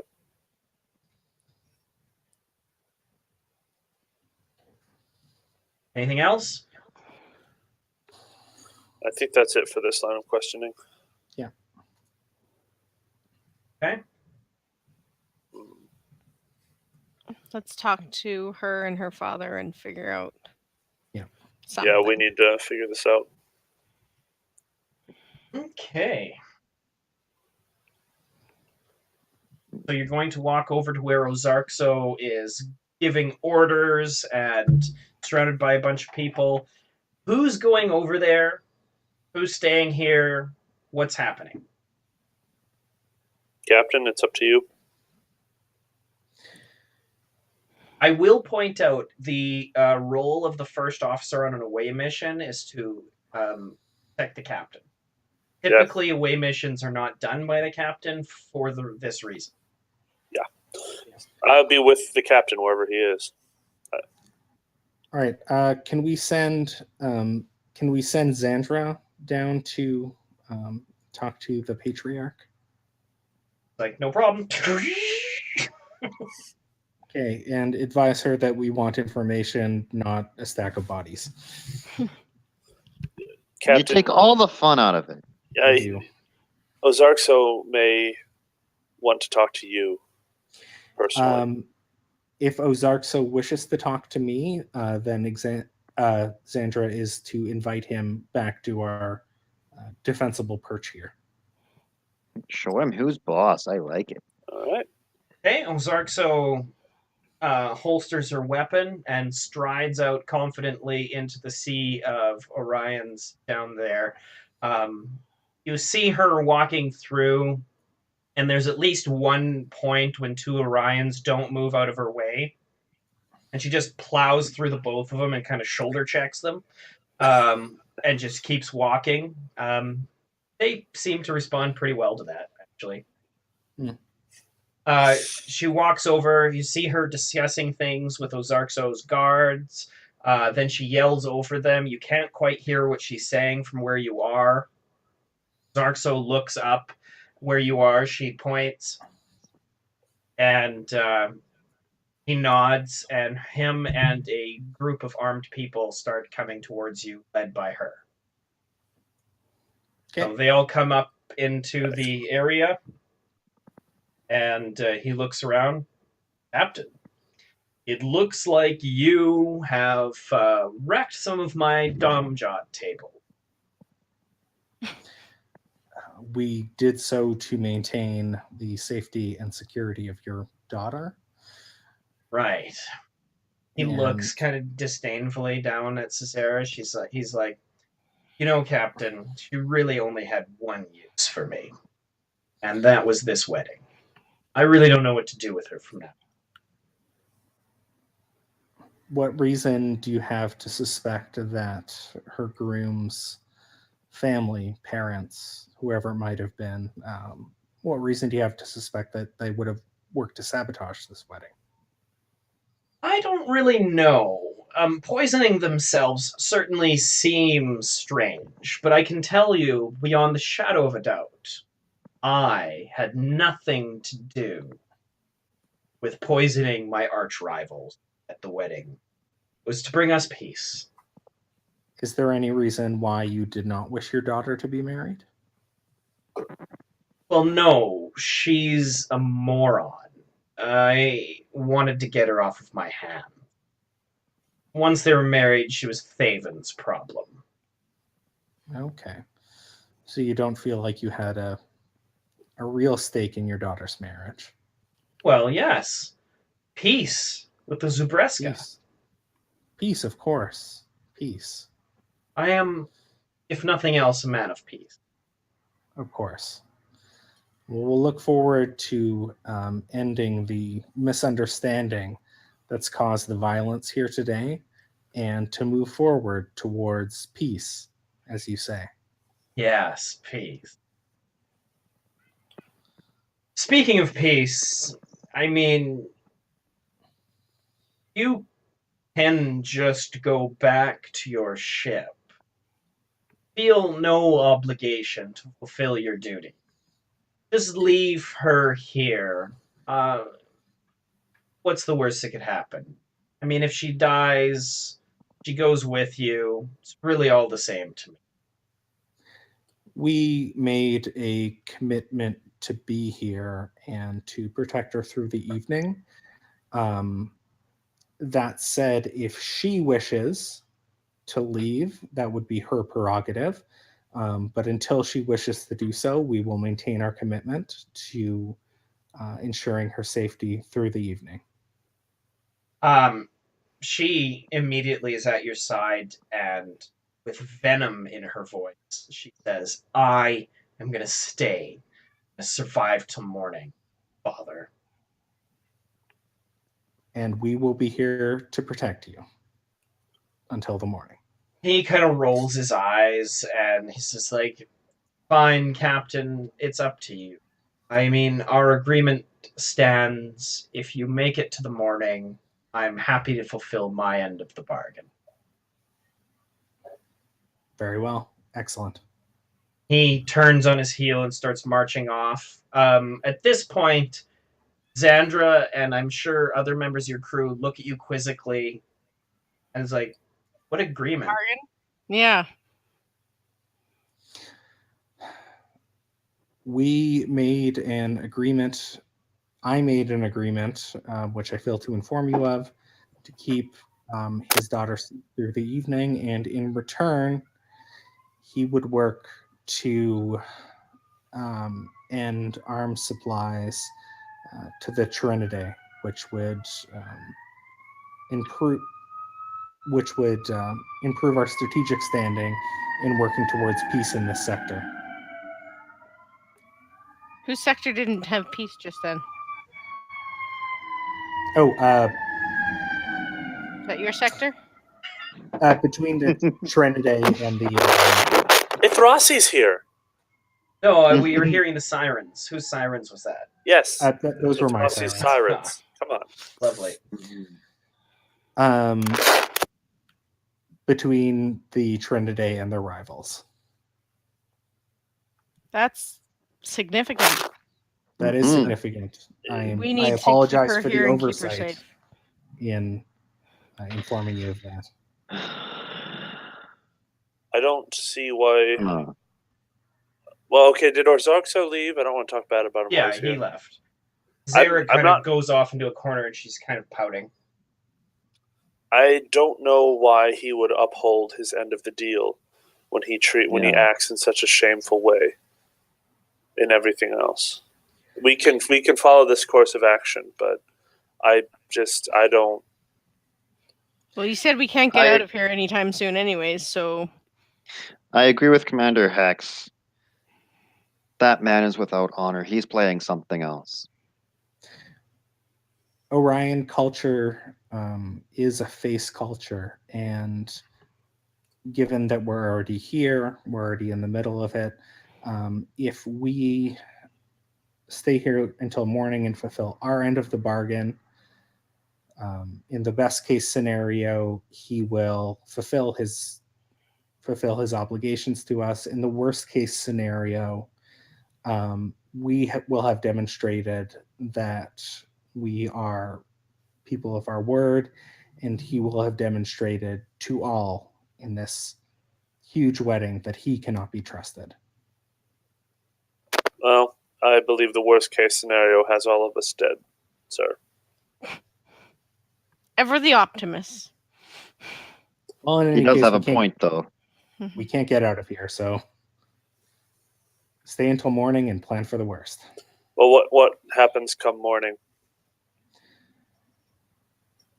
In the morning, we will ask for a parlay between the aggressing parties and let them know that, remind them that the ceremony has been complete, and that we have fulfilled our bargain, our end of the bargain, and that the marriage is solidified.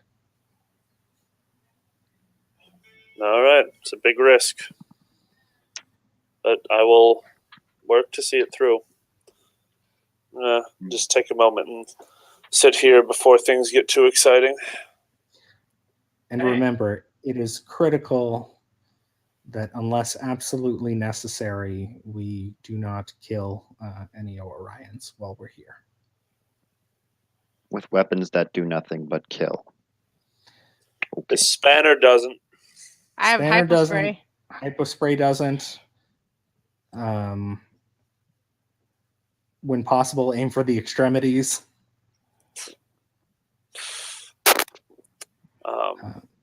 But we are to tell defend you, ourselves. Throssi teaches us to always aim for the center mass, Captain. I'm gonna do what I can. I'll follow your orders, Captain. All due respect, Captain, I fear you're leading us into a impossible situation. That said, if you are in a life or death scenario, it is your life that is most important. And while I would certainly prefer that there are no Orion casualties. If it is between you and them, make the choice for you. All right. You know, Captain, we know where there are phasers, enough for all of us. In our room. I bet, with your permission, Captain, I bet Xandra and I could go to our rooms, retrieve the phasers, and come back. If you wish to attempt that, go ahead. At the first sign of significant resistance, I'd like you to turn around and head back for our Domjot fort. Yes, sir. While they do that, Kieran is literally just going to be sitting with his back against the Domjot table, resting after the battle. Okay. Trying to get some of that stress back. Sandra walks over, reaches out her hand, says, "Warp spanner." Bring her back to me, you hear? I'll do what I can, Commander. She's gonna try not to kill anyone on the way there, so she's gonna hit him in the brain. But we'll see what we can do. Now, it's 10 to the time when we usually end, so why don't we call it there and we'll deal with the exciting stuff when we're back. Tomorrow. Yeah, Tomorrow. Tomorrow.